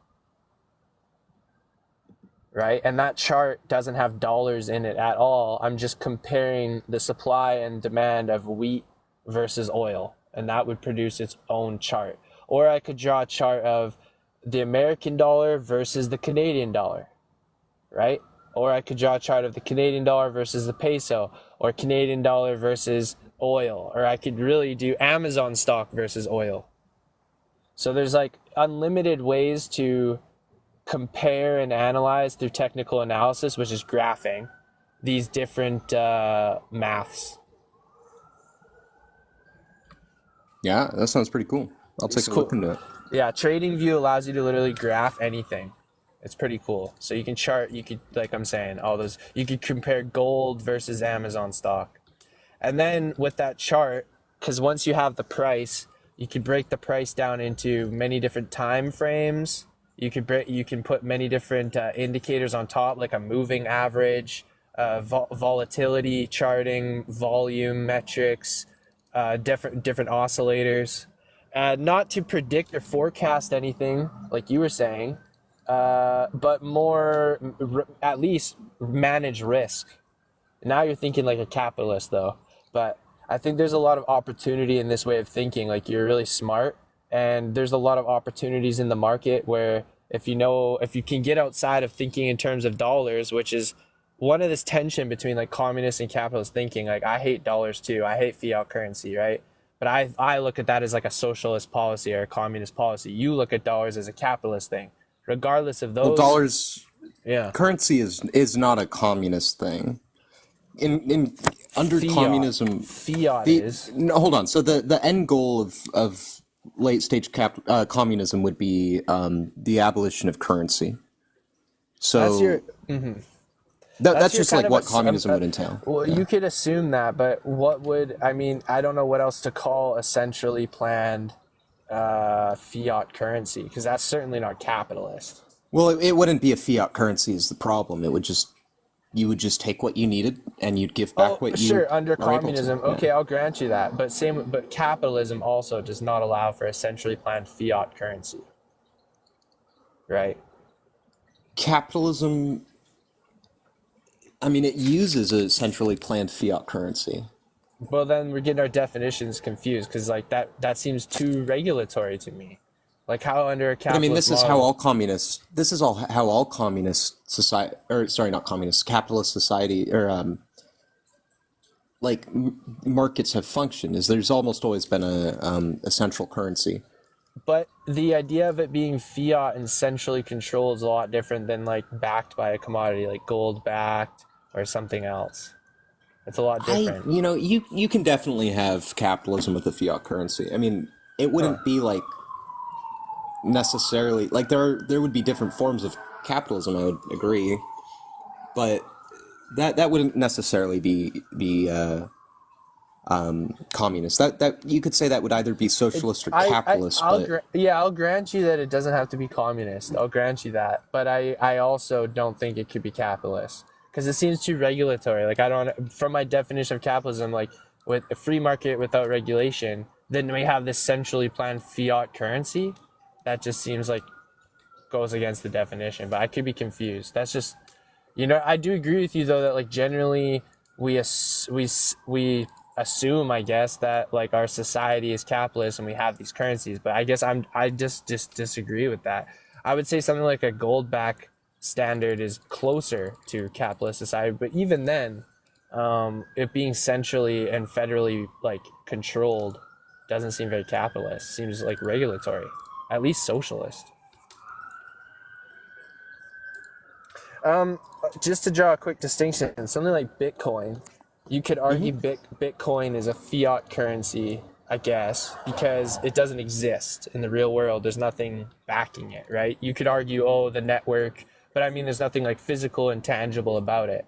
But it's not centrally planned. It's a consensual protocol. If you want to use it, you can. If you don't want to use it, you don't have to. There's no one enforcing it. So I would say that that is a capitalist Well, currency. no one is forcing you to use dollars. It's just if you don't use dollars, you won't be able to buy anything because Actually, you that's have what. to pay. No, you have to pay taxes in the nationality's currency that you use. You Oh well, cannot. taxes. Yeah. Yeah, that would be true. Well, But like, there is a that's gray forced. market. No, but that's There's a gray forced. market. You can't I mean, of choose. course, And it's forced. I mean, you're obviously splitting the hairs there a bit because my proof would also be in the fact that like the majority of people just think in their nationality's currency unconsensually. It's not like they've chosen it. Whereas Bitcoin is a more of a statement of someone who's like thinking about which currency they want to use, right? Perhaps there are some people out there that are like holding pesos instead of Canadian dollars because they understand foreign exchange. But the majority of people, the country they're born in, that's the denomination they're thinking in, right? That's the dollars they're thinking. It's not very consensual at all. It's not like the plethora of currencies were put in front of them for them to choose from. It was like, no, there's this regulatory policy that you use these dollars. Everyone pays taxes in these dollars. If you don't, you will go to jail. And those are the dollars we all use. And once you cross over the border, they're all different. So, like, I think under both our models, there could be room for like consensual currencies that aren't regulated top down. Like we both are sort of this anti-authoritarian mindset, and I think there's like utility to things like currency and value and price, but only when the money is sound and consensual and leverages like again the sovereignty of the individual and the privacy and security of the individual rather than some facade of like the government or like a top-down authority that like mints legitimacy in our market. Like I'm totally against minted, basically uh, centrally minted currency. I think there's a use case for it, but I must digress. I gotta take off. I appreciate your time, Dude, you Logic as well, Troll. Phansom. Much love, dog. Much love. Yeah, hope to talk to you later. You as well, bro. That was awesome. I'll stay up for a few minutes if anyone does want to come up. I'm happy to talk about anything, y'all. If you want to continue the conversation we're kind of having there, we could do that. Or if you want to veer off, if no one comes up here in a few minutes, I'll end the live. I do got to go here relatively soon. But yeah, no pressure and much love, Phantom. Phantom is a G. We always have great conversations. It's funny how the method of conversation is more conducive to like productivity than the stances themselves. Like I don't really care if we disagree. You could have also the most outlandish beliefs and ideas, but if you can actually hold down a congruent and coherent conversation, leave room, not interrupt. Usually I'm the person not interrupting, and in that last one with Phantom, I feel like I was tangenting and interrupting more than him, so props to you. That's awesome. Most people are not disciplined enough to stay focused in the conversation or just be genuine enough to like hold your horses, let the other person talk and finish the statement. I don't know what that's about. Thank you for all the likes, y'all. I'm gonna put some music on here and chill for a second, then I'm gonna get out.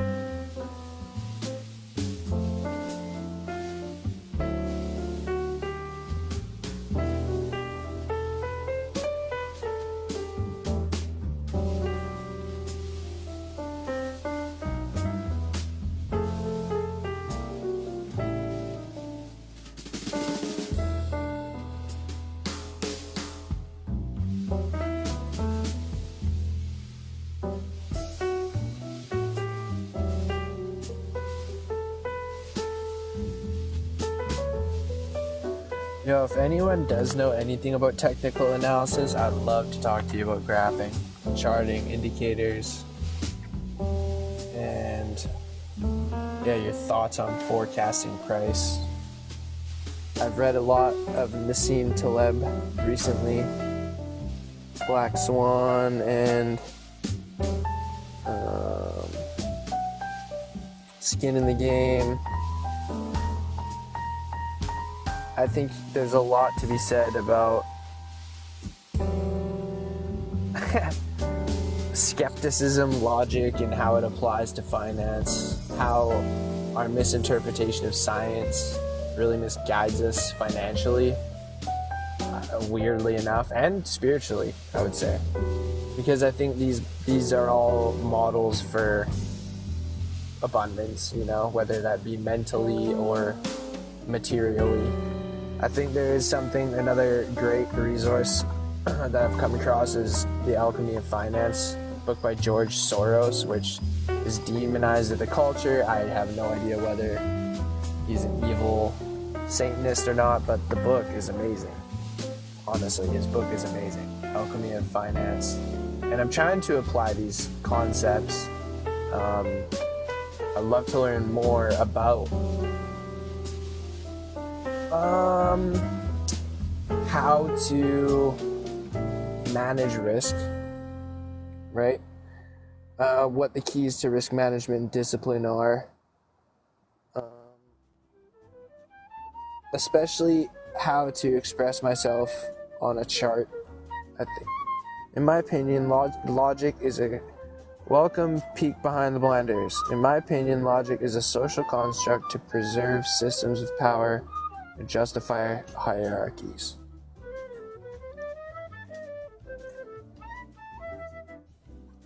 Well, I agree and I disagree. I think that logic is just a method for validity. System for validity.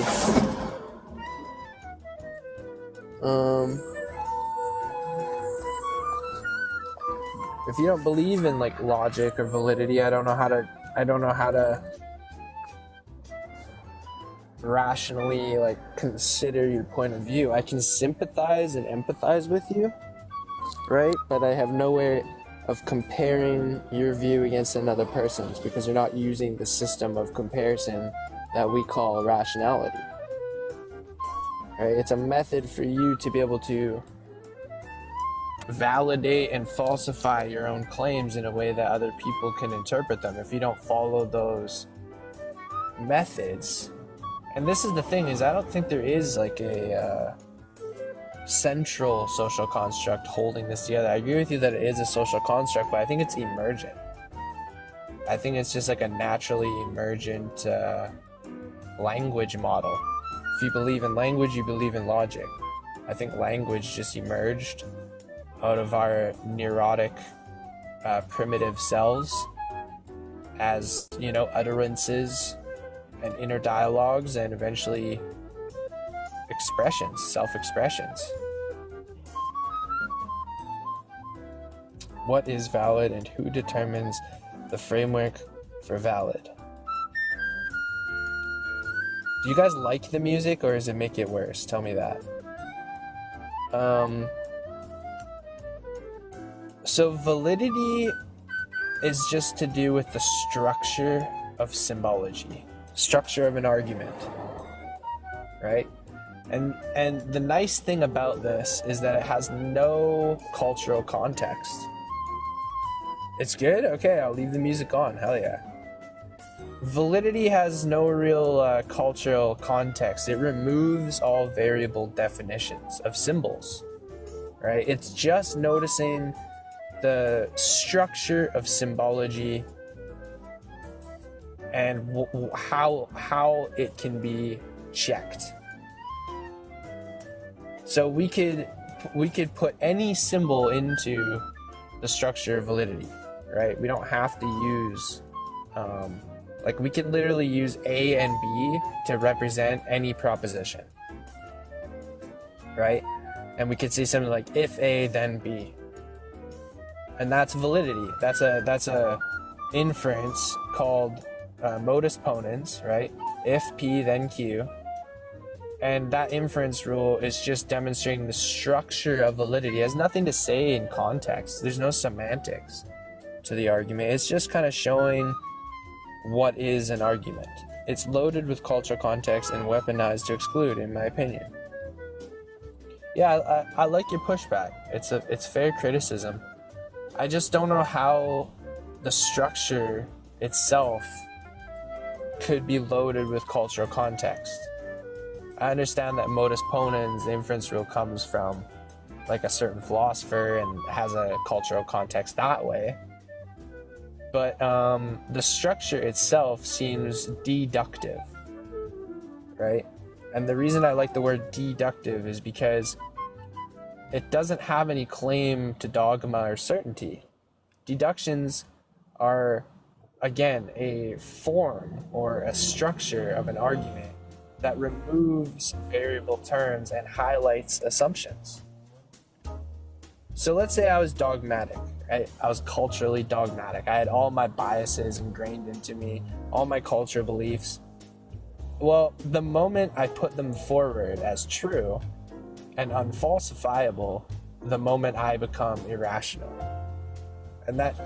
So it's removed from cultural context. Rationality is quite literally the opposite of cultural bias. It's removed from any presumption or prerequisite. It's the axiom of reason itself that we are talking about. And it doesn't have to do, like, the laws of logic, right? The law of identity. Like, it doesn't have to be utilized in English. Like, math utilizes the law of identity. Math is an equation. 1 + 1 = 2. An equation, equality, right? The equal sign, it has no truth value associated with it. You could assign a truth value to it, but the word truth is just an English word, right? So the law of identity is utilized in math, removes all English definitions. There's no word like blue in math or lobster in math, right? It's simply quantities and equations. And so that's the law of identity. And I don't know how something like that could have like cultural implications or like bias. The whole point, the whole method is to remove any bias. That's the whole point. Variables are highlighted.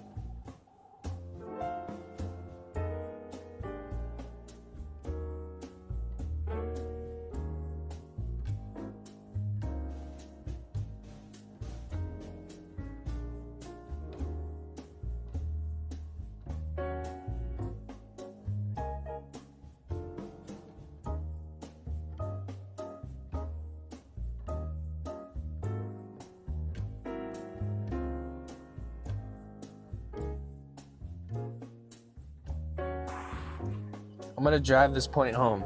For me, and a lot of logicians would disagree with me, but for me, logic is a practice of empathy. Someone who is emotionally unstable and who is unwilling to steelman their opposition, really defend the position to their fullest capability of their opposing their opposition. They aren't rational. Rationality demands things like humility, empathy, and this art form of defending your opponent's position. So I don't view someone who, is unempathetic as very rational. I don't view someone who can't reason against themselves out of their own dogma as very rational. You said, how are these concepts weaponized disproportionately against certain groups of people? Well, I think they're weaponized against almost everyone who goes through the educational institutions. That's my bias, I suppose. But the degree to which things like atheism are taught through like the skeptical nature of the scientific method and materialism are, I think, the most harmful.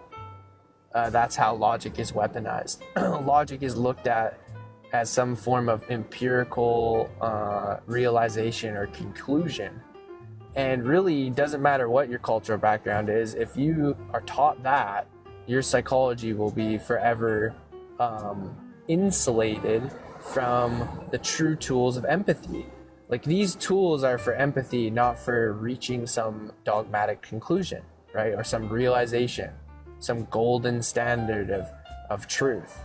Therefore, empathy, for you to question yourself and be able to humble yourself in front of someone who at least is willing to rationally engage with you, right? It's a standard for rational engagement that is being mistaught, in my opinion.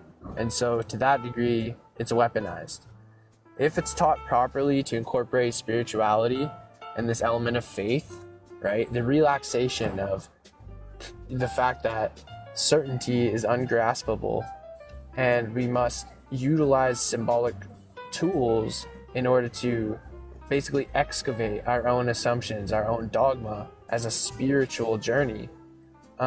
We cannot at all utilize these tools. They're taught as some sort of empirical system, and that is the true weaponization. I view them as tools to selectively apply empathy, or rather allow for the denial of empathy. Well, the selective aspect of it is the dogma. So if you cannot, this is the whole precondition of a rational mind. They are willing to put their bias forward for criticism, right? That's the humiliating and vulnerable part of rationality that most won't join in to. I see them as tools that encourage anti-empathy. So yeah, I think that's because it's mistaught. I don't disagree with you that a lot of people misunderstand and use these tools wrongly, but to that degree it's obvious. For anyone who does see the method itself, it's obvious when someone is not utilizing them and appropriating them for their own uses.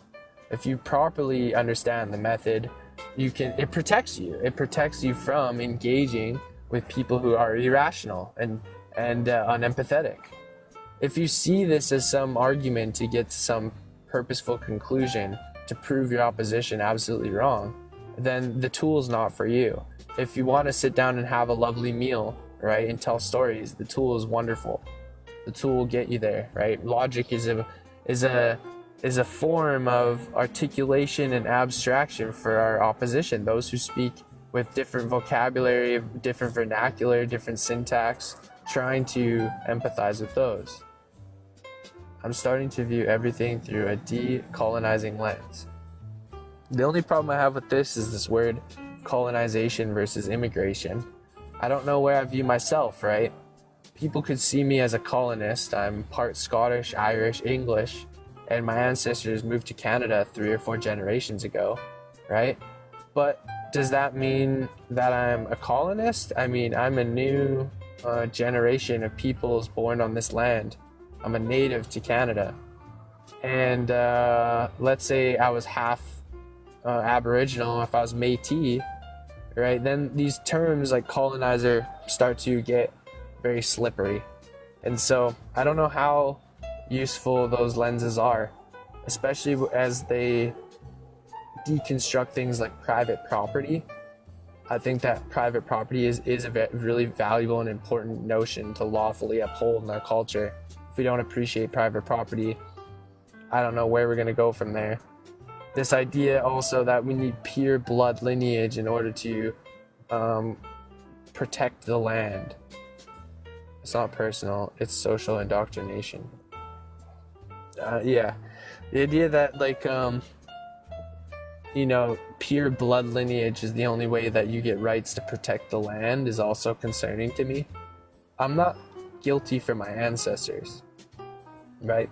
My ancestors' wrongdoings, if my father was a murderer, then that doesn't say anything about me. And it also doesn't say anything about my ability to, quote unquote, protect the land or own land. So I do view myself as, a bit more conservative when it comes to those topics. Peek behind the blinders. I really appreciate the back and forth in the chat here. I'm going to end the live now just because my time is running thin. Just as Bear Cub, the legend, comes in. Much love, everyone. Thanks for listening. And I'll see you next time. Peace and love.